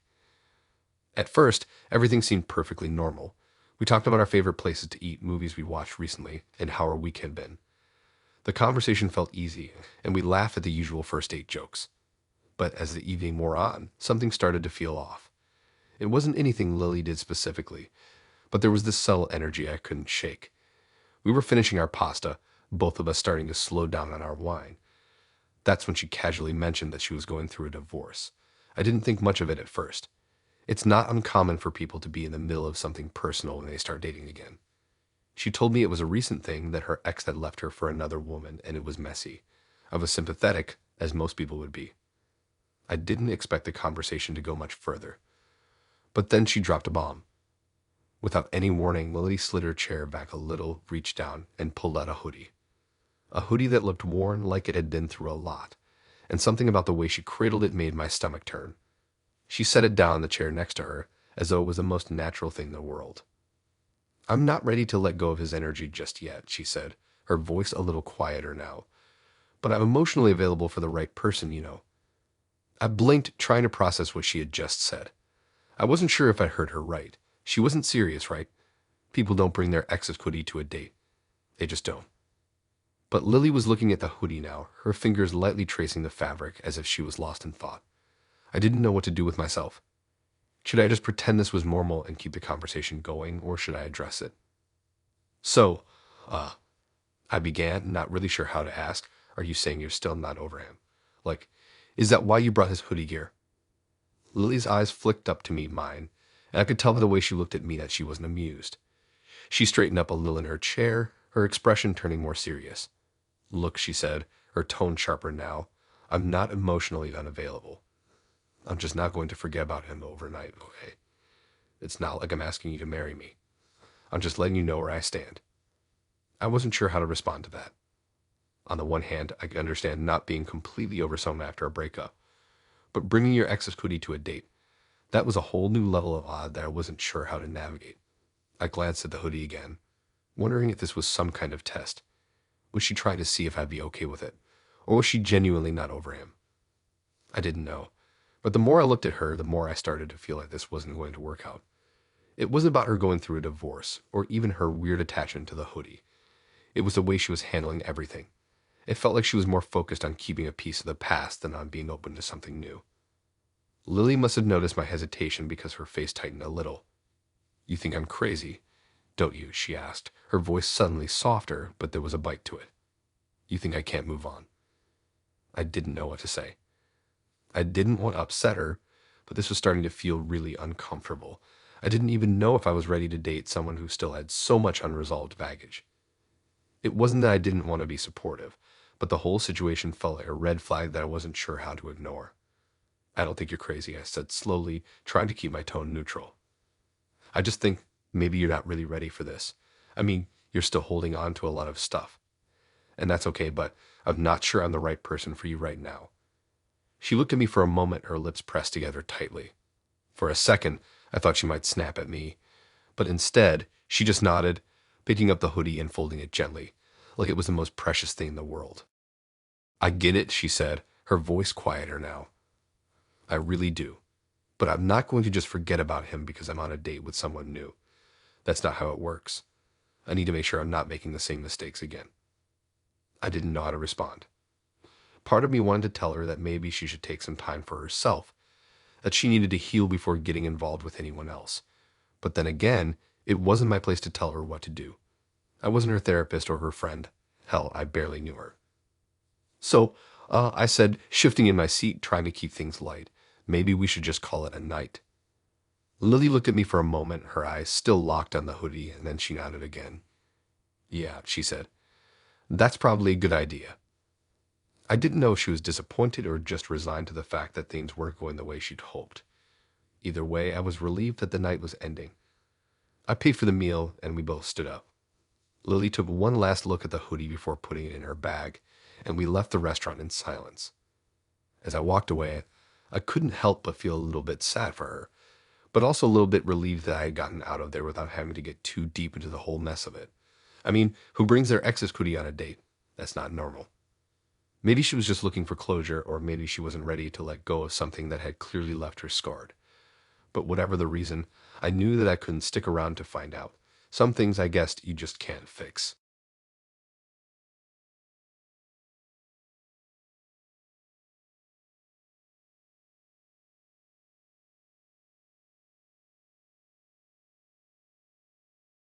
I wasn't sure how I ended up agreeing to meet Ethan in the first place. It wasn't that he wasn't interesting. He was, in fact, the kind of guy you picture a little out of your league. Charming, funny, and a decent conversationalist. But then again, I had my reservations. We met online, of course. We had the usual small talk, the stuff everyone says about themselves to sound interesting but not too self-absorbed. He told me he was a software developer, and I mentioned my job at a local marketing agency. We talked about our mutual love of hiking and how we both hated doing anything that involved being cooped up indoors on a nice day. And all while I was thinking this could actually be something. But on our date, things quickly went sideways. We were at a decent bar downtown, the kind that serves craft beers, decent cocktails, and decent food. I arrived first, and I could already feel my nerves creeping in like the first day of school as I sat at the table. It wasn't that I was particularly nervous. It was just the usual mix of hope and skepticism that you get when meeting someone for the first time. And yet, when Ethan walked in looking perfectly put together in a button-down shirt and jeans, all those nerves kind of melted away. He was even more attractive in person, with messy hair that looked like it was intentionally styled that way, and a smirk that didn't seem too forced. The conversation started normally enough. We chatted about work, travel, favorite foods. We were making small talk, yes, but it was comfortable. There were moments when I thought, yeah, this is going well. But I began to feel something strange, like an undercurrent of discomfort that I couldn't explain. It wasn't anything Ethan did at first. He was polite, engaging, maybe a bit too self-assured, but in a way that didn't seem pretentious. Still, there was this nagging feeling in the back of my mind that something wasn't quite right. And then it happened. Ethan leaned in a little closer and casually dropped his bombshell. "So, I don't know if you noticed," he started, taking a sip of his beer and looking at me with a grin, "but I've been kind of Checking you out for the last few weeks. I froze mid-sip of my drink. What? He chuckled a little, as if it were no big deal. I mean, it's not as creepy as it sounds, I promise, he said, his tone light. I'd just like to be thorough before I meet someone in person, you know. I like to know a lot about them, like really know them before I make a decision about whether or not we're compatible. I blinked at him, not really sure how to respond. What are you talking about? Ethan didn't seem at all fazed by my reaction. In fact, he seemed proud of himself as he casually reached into his jacket pocket and pulled out a neatly typed list. I made a list, he said with a smile, of everything I could find about you. He pushed the list across the table, and I stared at it for a second, wondering if I was in some weird joke that I just wasn't getting. Wait, what is this? I asked, my voice sounding more nervous than I intended. It's just a little something I've been doing for a while, he said, tapping the list like it was the most casual thing in the world. I like to stalk my dates' social media profiles before meeting them. I find it gives me a better idea of who they are, you know. Like you're not just some random person on a dating app. I can really see what you're about. You seem interesting. My stomach dropped as I looked down at the paper in front of me. I didn't need to see the list to know exactly what it was. It was a detailed breakdown of everything I posted on Facebook and Instagram, every tweet, every photo. Some of the stuff was from years ago, things I'd completely forgotten about. And there at the top of the list were my most recent posts, my favorite places to go, my travel photos, even the random stuff I'd shared just because I thought it was funny. Wait, I said, barely able to find my voice. You've been stalking my social media for weeks. Not stalking, Ethan said, grinning like this was the most normal thing in the world. Researching. You know, I like to make sure I'm making the right call before I get too involved. I find it really helps weed out people who aren't what they seem. Plus, you have a really interesting life. A little chaotic, but that's cool. I like a little chaos. I was staring at him, unsure if he was joking or being serious. My palms were sweating now. I didn't know what to feel. Anger. Fear? Maybe both. I had to ask, though. So, you've been tracking my social media for weeks. I repeated, still in disbelief. You've known all this stuff about me before we even met, and you just thought it was okay. Ethan shrugged. Yeah, I mean, it's not like I was spying on you. It's all public information. You posted it, right? You made it available, so I just took a little time to go through it. I mean, I don't have a lot of time to waste on people who aren't a good match, so I like to do my homework. I didn't know what to say. It felt like a violation, like my privacy had been completely disregarded. He was sitting there so casually, so sure of himself, like this was just a harmless hobby for him. The more I thought about it, the angrier I became. It wasn't just that he had gone through my personal stuff. It was that he didn't even see it as wrong. He thought he was helping himself make a better decision, and to him that justified everything. Look, I said, my voice a little sharper now. I don't think this is okay. I'm fine with getting to know someone the usual way, but this feels really invasive. Ethan's face shifted a little. His confident grin faded slightly, but he still didn't seem to get why I was upset. I get it, I do. But think about it. If you knew everything about me before meeting, wouldn't you want that? I don't want to know everything about you before we even talk. I shot back. That's not how this works. It's called getting to know someone, not reading their biography before you even say hello. Ethan looked taken aback, but he didn't argue. He just sat there, silently sipping his beer as I grabbed my purse and stood up. I don't think this is going to work out, I said, my voice shaky but firm.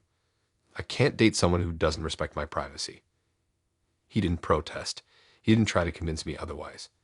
He just nodded as if he expected this reaction. I walked out of the bar, my head spinning. I wasn't sure if I was more angry, disturbed, or relieved to have gotten out of there. But one thing was clear. Some boundaries shouldn't be crossed, no matter how well-intentioned someone might be. And this guy had crossed one of mine in the worst possible way. I left that night knowing I'd never see him again, but also with a new understanding of just how important it is to protect your privacy. Some things are private for a reason, and Ethan's research had been a painful reminder of that.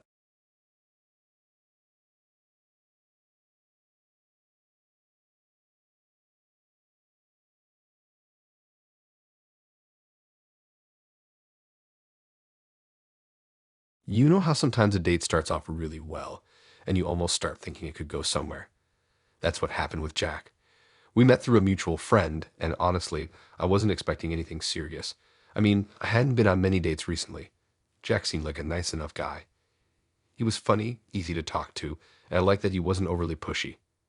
We met at this cozy restaurant, one of those places that makes you feel like you're a regular even if it's only your first time there.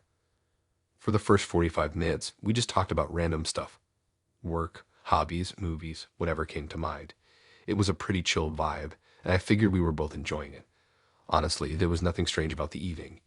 Yet, he asked me what kind of music I liked, and I made a joke about my tragic obsession with indie bands no one else had ever heard of. He laughed. We both had a drink, and I felt like I was at ease. But then things took a weird turn. About an hour into dinner, Jack suddenly stood up and said he had to check on something. I didn't think much of it. It wasn't like he'd been acting suspicious up to that point. Maybe he was going to the bathroom or stepping outside for a quick phone call, whatever. A few minutes passed, and he came back to the table with this strange look on his face. He sat down and stared at me for a second before starting to talk. His tone was calm, but there was something off about it. He told me he'd been scoping out my car to make sure it was safe for me to drive home. Now, I don't know about you, but that definitely caught me off guard. Why would he need to check my car? He went on to explain that he'd taken pictures of my license plate and made sure everything looked good around the vehicle. It was such an odd thing to say that I thought he was joking, but then he pulled out his phone. He showed me an app that tracked my movements, everything from where I had been that day to what time I'd arrived at the restaurant. I was completely frozen, trying to process what he was saying. He looked at me like it was no big deal and told me that he just wanted to keep me safe. According to him, he had a habit of checking out the area for people he went on dates with. At first, I thought maybe he was just being overly cautious, but then the pieces started to fall together in a way that made me feel more and more uncomfortable.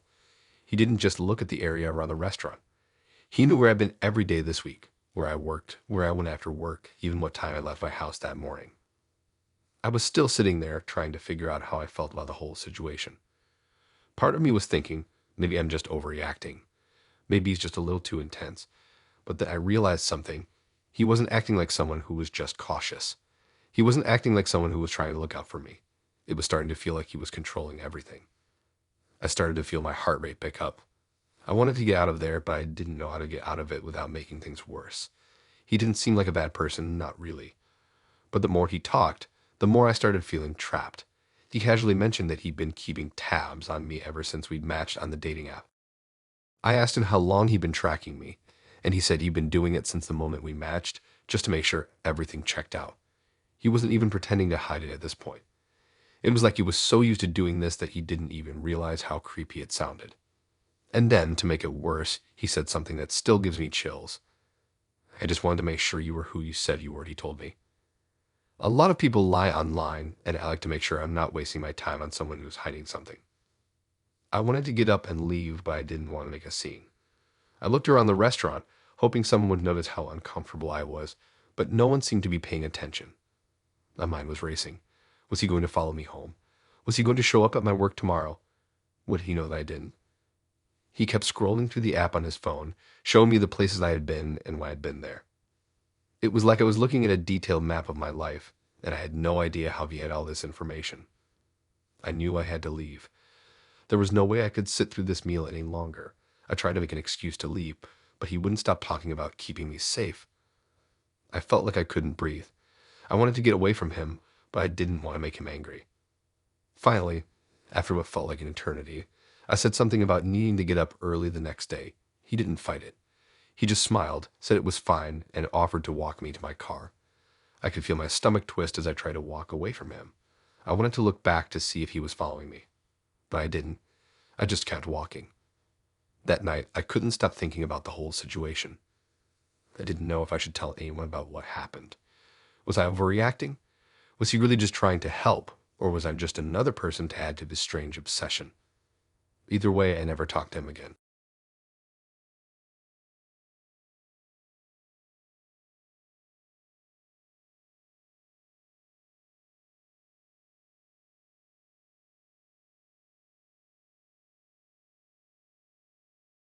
I thought Dylan seemed like a normal guy when we first met at that friend's party. He had that relaxed, cool vibe to him, like he wasn't trying too hard, but still managed to make a good impression. We hit it off quickly. talking about music, movies, and random life stuff. By the time the party wrapped up, I figured, why not extend the night with dinner?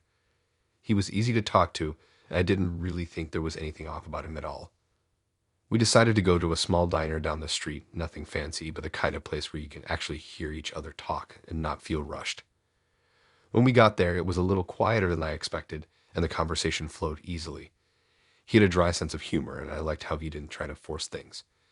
It was just one of those laid-back dinners that you hope for when you're meeting someone new. But then, about halfway through the meal, the conversation shifted. I couldn't tell if he was just being weird for a second or if he was serious, but Dylan suddenly started talking about his collection. He said it casually like it was no big deal, but I felt an immediate shift in the air. I thought he was talking about some kind of hobby at first, like maybe vintage video games or rare comic books. He went on about how he liked collecting things that were unique and how he had a few special items at home.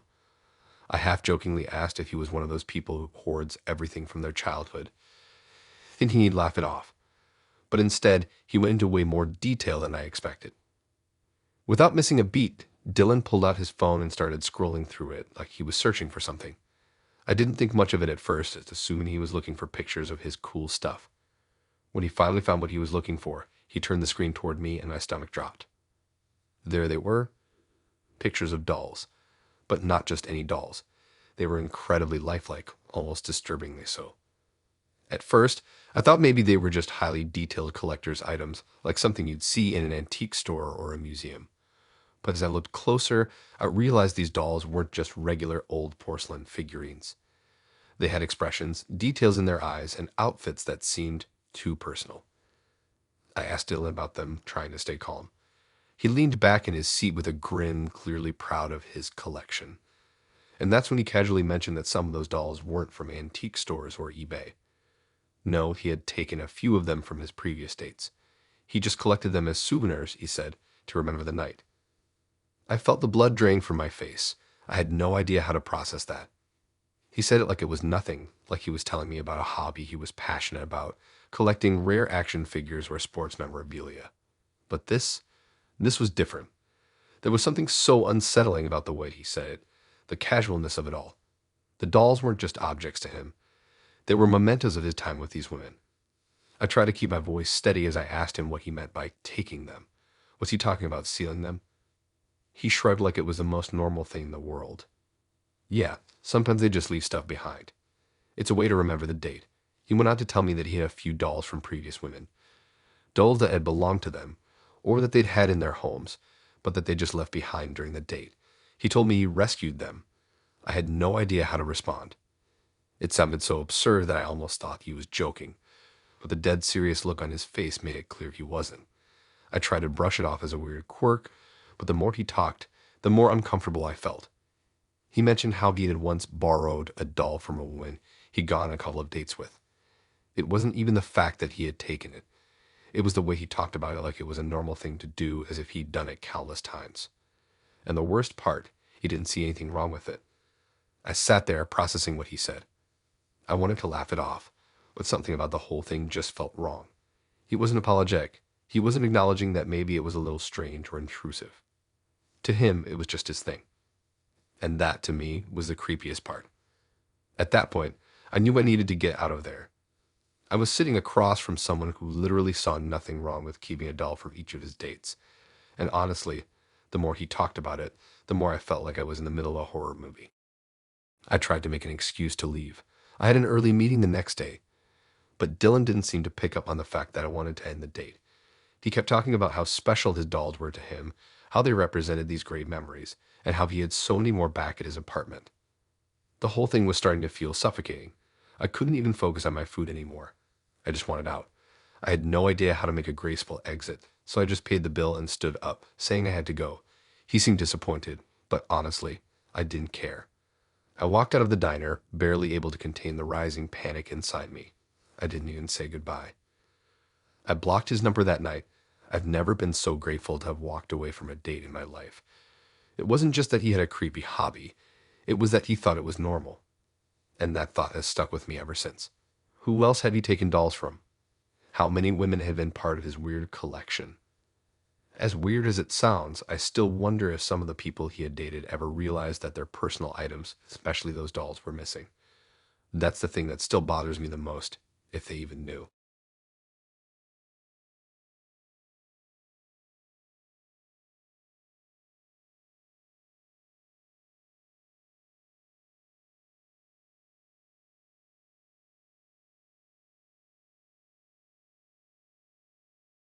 I wasn't really expecting much when I agreed to meet Olivia. She had a quirky, offbeat vibe when we first chatted online, and I figured it'd just be another one of those let's see how it goes situations. We met at this little Italian place downtown that had low lighting and cozy booths. Pretty typical, but kind of charming in a way.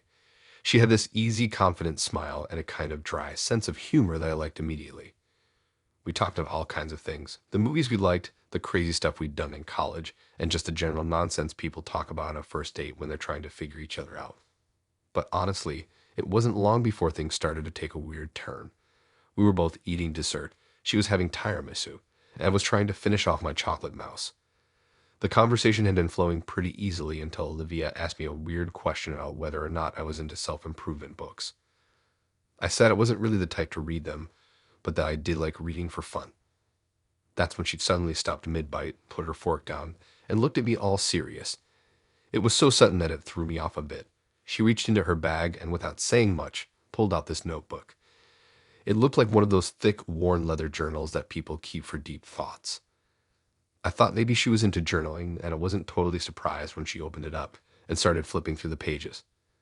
I figured she was going to tell me about some personal project or something. But nope. Instead, she started reading from it. At first, it was just random stuff. Like, she talked about how she liked to keep a journal of all her dates and some of the quirky moments she had with guys. I thought, all right, that's weird, but not too bad. Everyone has their little habits. Maybe she just wanted to talk about the odd stuff she found funny. But then she started going into more detail, like a lot more detail. She was talking about her past dates with this almost clinical tone, like she wasn't even talking about real people, just names and descriptions of what they did, what they wore, how they acted. She went through page after page, listing dates and what she considered to be their most memorable moments. I was starting to get uncomfortable. It wasn't the fact that she kept a journal of her dates. It was the way she was treating it like she was reading a report. Each person she had dated had a chapter, like they were just another file in her life. And the more she flipped through the pages, the more I realized something. I was probably the next chapter. Then she came across one entry where she had written about a guy she had gone out with a while ago. I wasn't really paying attention, but I caught a glimpse of the words last date. She read it aloud, talking about how the guy hadn't been able to finish his dessert because he was too busy texting someone, and how he seemed distracted the whole time. She even wrote down that he didn't make eye contact when he spoke. The whole thing felt like a performance. I was starting to feel like I was on the other side of some weird clinical experiment. I wasn't sure if I should laugh it off or call it out, but I felt this weird pressure building up in me. And then, right as I was trying to process all of this, she did something that made my stomach turn. She started flipping through the pages until she got to the one labeled Current Date You. She looked up at me with a slight smirk and started reading from the page. Guy with brown hair, medium build, likes chocolate mouse. Seems nervous but pretends to be cool. Talks a lot about his job, maybe trying to impress me. Doesn't know how to sit properly. Fidgeting. I felt my face get hot. Was she seriously writing about me in real time? She wasn't even trying to be subtle about it. She was talking about me like I was some test subject she was observing. And she wasn't just writing down my behaviors or things she noticed. She was including intimate details, stuff I had told her about myself just a few minutes before. She even included stuff about what I had on my social media accounts. I started feeling like I was in some sort of weird reality show. I couldn't even tell if she was joking or being serious anymore. I tried to keep my tone light, but I couldn't hide the confusion in my voice. I asked her what exactly she was writing down. Her response was just chilling. She told me that she liked to track patterns, that she had been doing this for years. It wasn't just about remembering the dates. It was about figuring out what worked, what didn't, and why. She said she was collecting data so she could get better at choosing her partners. It was like she was treating our date like a research project, and the worst part was that she didn't even seem to realize how wrong it was. The whole night started to feel like a blur. I tried to focus on the conversation, but every time she turned that notebook around to write something down, I felt like I was on display. I felt like I had no privacy, like everything I said and did was just fodder for her little experiment. When the check came, I knew I had to get out of there. I tried to leave as quickly as I could without being rude, but Olivia was still talking about how much data she had collected on me. She kept saying she wanted to get together again so she could analyze everything I'd said. She handed me her notebook like it was no big deal and asked me to sign it. It felt like an invasion of privacy, and I had to physically stop myself from running out of the diner. I didn't know what to think anymore. She wasn't just weird. She was detached, like I was a project for her to complete. The whole date felt like a setup, a test, and I felt like a lab rat. I don't think I'll ever get the image of her sitting across from me, flipping through that damn notebook, out of my head. The weird thing is that she still sent me a message afterward, asking if I wanted to review the data sometime. I haven't replied. I'll never go out with someone like her again. I'm not sure what's scarier, how normal she made it seem, or how much I didn't see it coming.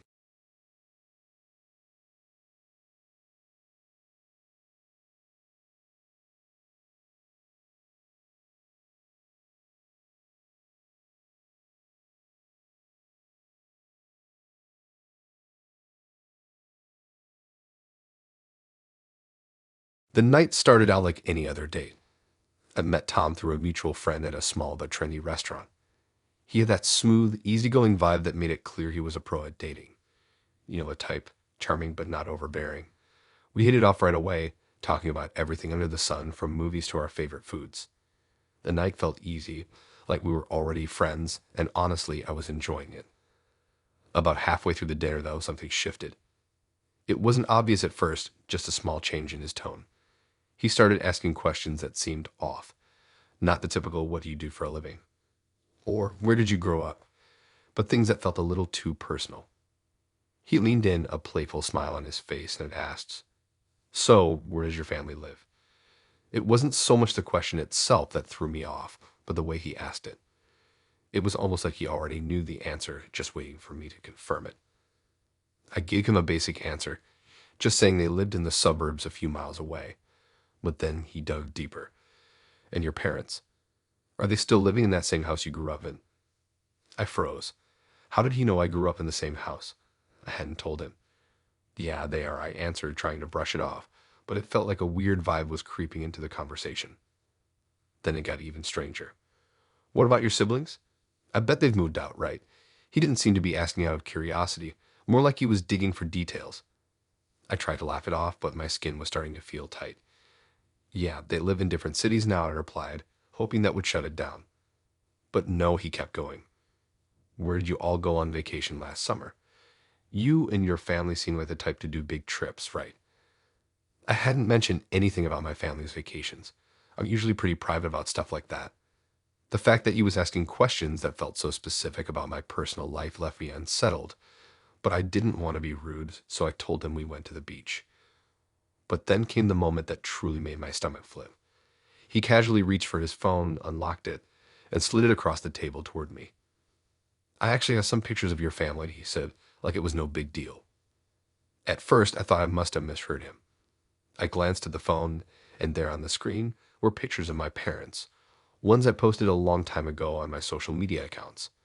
But these weren't just random photos. These were the kind of intimate, personal moments I hadn't shared with anyone except close friends or family.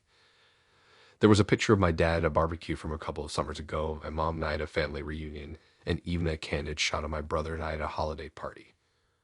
My heart skipped. "How do you have these?" I asked, my voice wavering a little.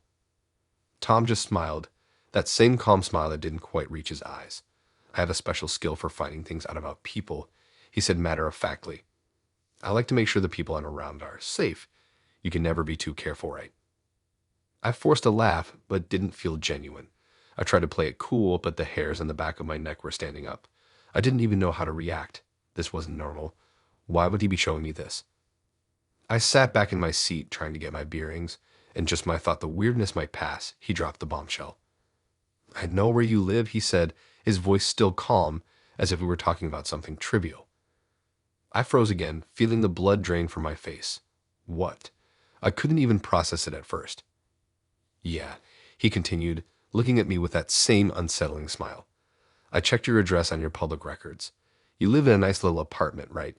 He rattled off the street name and even the building number. I felt the walls close in around me. I couldn't speak. I didn't know what to do with that information.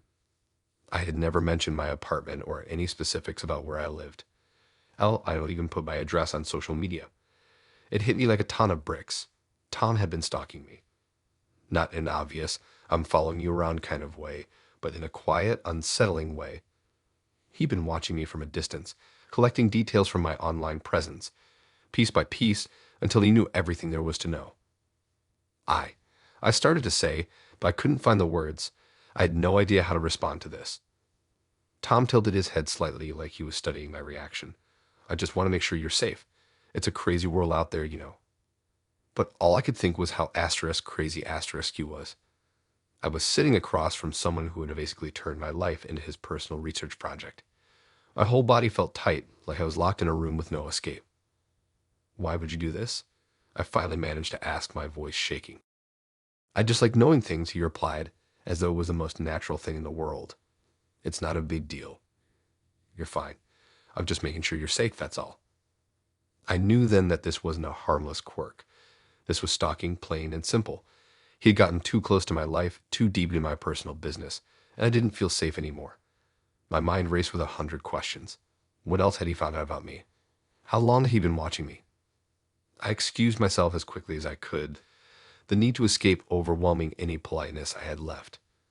I grabbed my things, made an awkward, hasty exit, and practically ran out of the restaurant. As I walked to my car, my mind wouldn't stop racing. I felt violated, my privacy shattered in a way I couldn't ignore.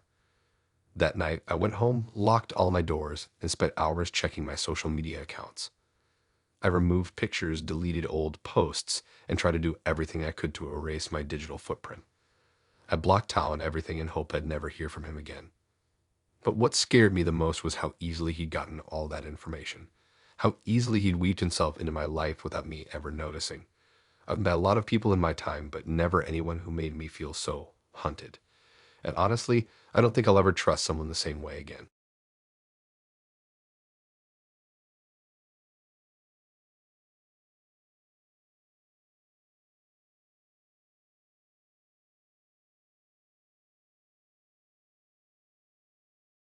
I thought I had a pretty good read on people, but I learned real fast that sometimes you just can't trust your instincts. I met Marcus through a friend of mine, and at first, he seemed like a normal guy, the kind of guy you could see yourself hanging out with. We went to a nice dinner, and everything seemed fine. We clicked over some shared interests, talked about everything from our favorite movies to the best local spots for late night food. I was feeling good about it, even started thinking it might turn into something more. But then things took a really weird turn. After dinner, Marcus suggested we hit up a bar nearby. I was down for it. We were already having a good time, and I figured why not keep the night going. I didn't think much of it as we walked to the bar, but when we got there and grabbed a table, he said something that kind of made my eyebrow raise. So, I have this unique gift, he said, kind of casually, like it was no big deal. I didn't think he was being serious at first. I can tell if someone's lying just by looking at them. I couldn't help but laugh. Seriously? You can tell if people are lying just by looking at them. He shrugged. Yeah, pretty much. It's weird, but it works. I don't know how, but I just know when someone's not being straight with me. I was still skeptical, but I decided to play along. I mean, it was a weird claim, but I didn't have any reason to take it too seriously. But then Marcus leaned in, looked me dead in the eye, and said, "Let's see if I can catch you in a lie." I don't know why, but I felt this little knot in my stomach. I brushed it off, though, and just went with it. I mean, I'm an honest person, right? So I figured it would just be some harmless fun. "All right, hit me with your best shot," I said, feeling a little awkward, but still trying to be lighthearted about it. He smiled like he was already enjoying himself, then started asking me some simple questions. Nothing too weird at first, questions like what my favorite food was, where I grew up, stuff like that. I answered every one of them truthfully, but each time I gave my answer, he leaned back, looked at me for a second, and shook his head. "You're lying," he said, smiling a little too wide. "I can see it in your eyes. Try again." I was confused. I wasn't lying. All of my answers were completely truthful. I started to feel a little self-conscious. Maybe I had said something that didn't sound right. Maybe I was coming off as weird somehow. But then he kept going. "You're lying about the favorite food question. You'll like pizza." You're more of a pasta person, right? I was getting annoyed now.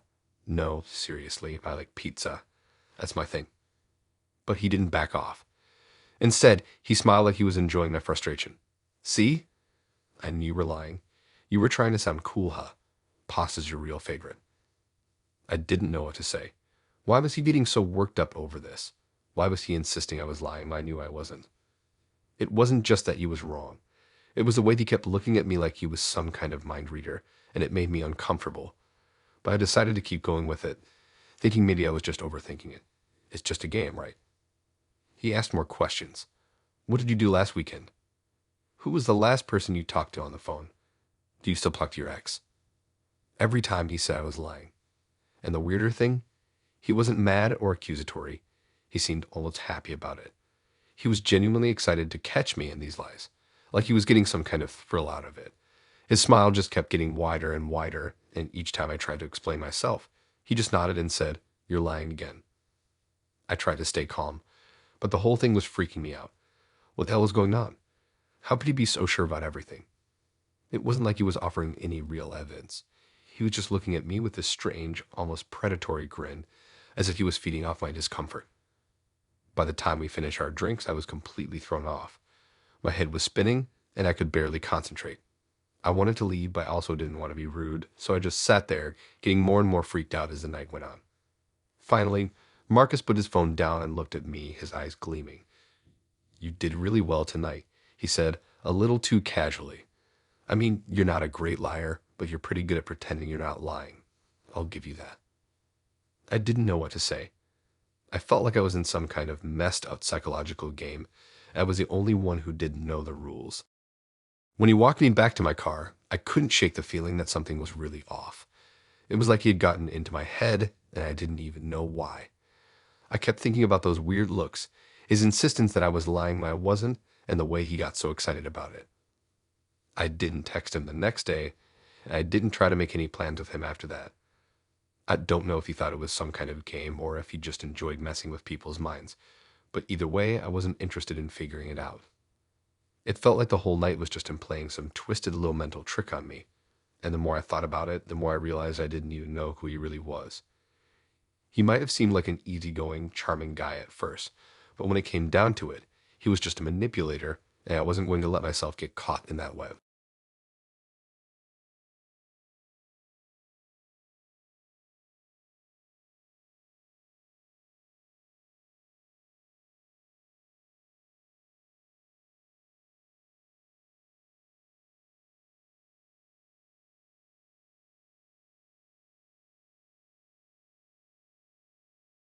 I met Claire online. She seemed sweet, genuine, and everything you would expect from someone you chat with on a dating app. After a few days of texting, we decided to meet up for dinner at a local restaurant that had decent reviews and an even better vibe. I was a little nervous, of course. It's always awkward meeting someone in person after only having digital conversations, but I liked her and I was hopeful. When I walked into the restaurant, I saw her immediately. She was sitting at a table near the window, looking down at her phone. I waved, and she looked up, offering me a bright smile. She was just as pretty as her pictures, long brown hair, a warm smile, and that kind of quiet confidence that made me feel instantly comfortable. We greeted each other, and everything seemed fine. We chatted about our day, our work, our hobbies, and even swapped a few funny stories. It was going well. Too well, in fact, and that's when things started to take a weird turn. After we finished dinner, Claire asked if I wanted to grab a drink. I was in no rush to leave, so I agreed. We walked to her car, and I thought we were heading to another bar, but instead, she drove us to an empty parking lot behind a shopping center. I was a bit confused, but I didn't say anything.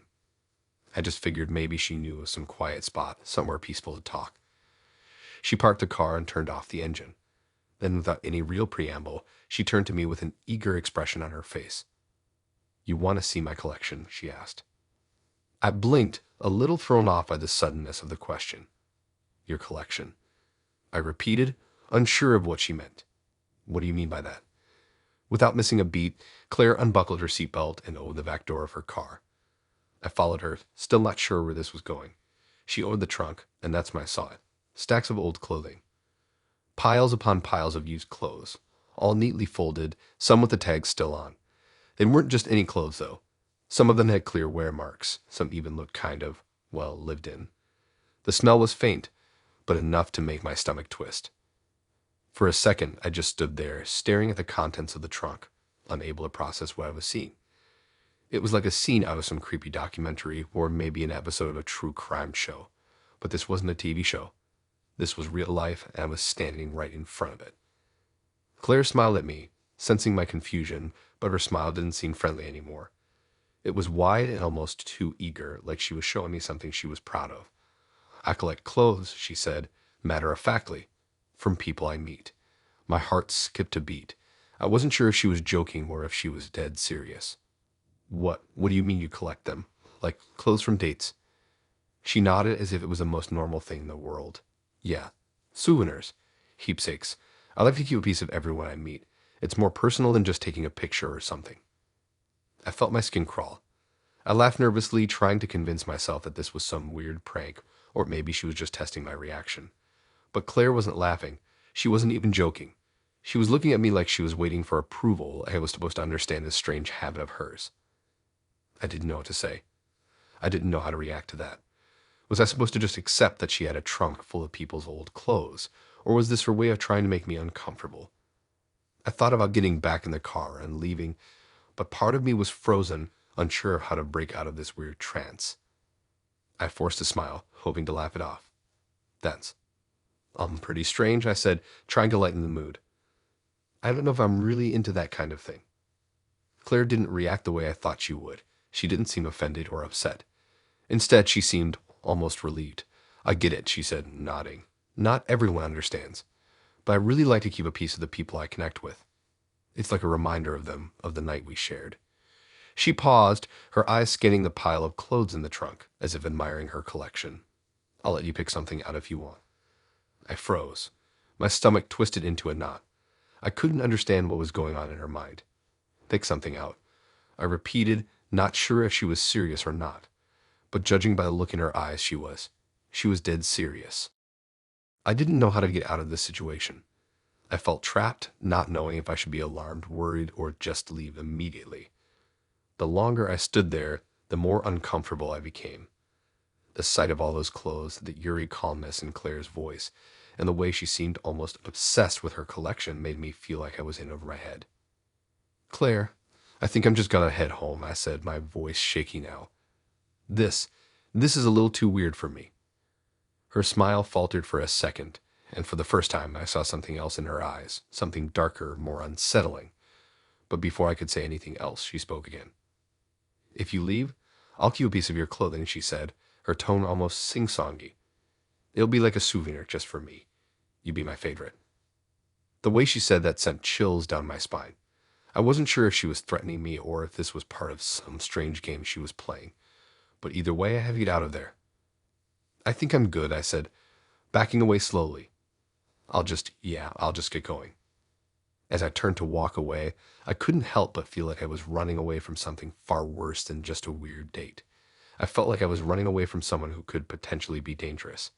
And the worst part was, as I walked away from her car, I couldn't shake the feeling that she was watching me, waiting for me to turn around so she could make sure I didn't forget about her weird little collection. I don't know what would have happened if I'd stayed longer, but I never saw Claire again after that night.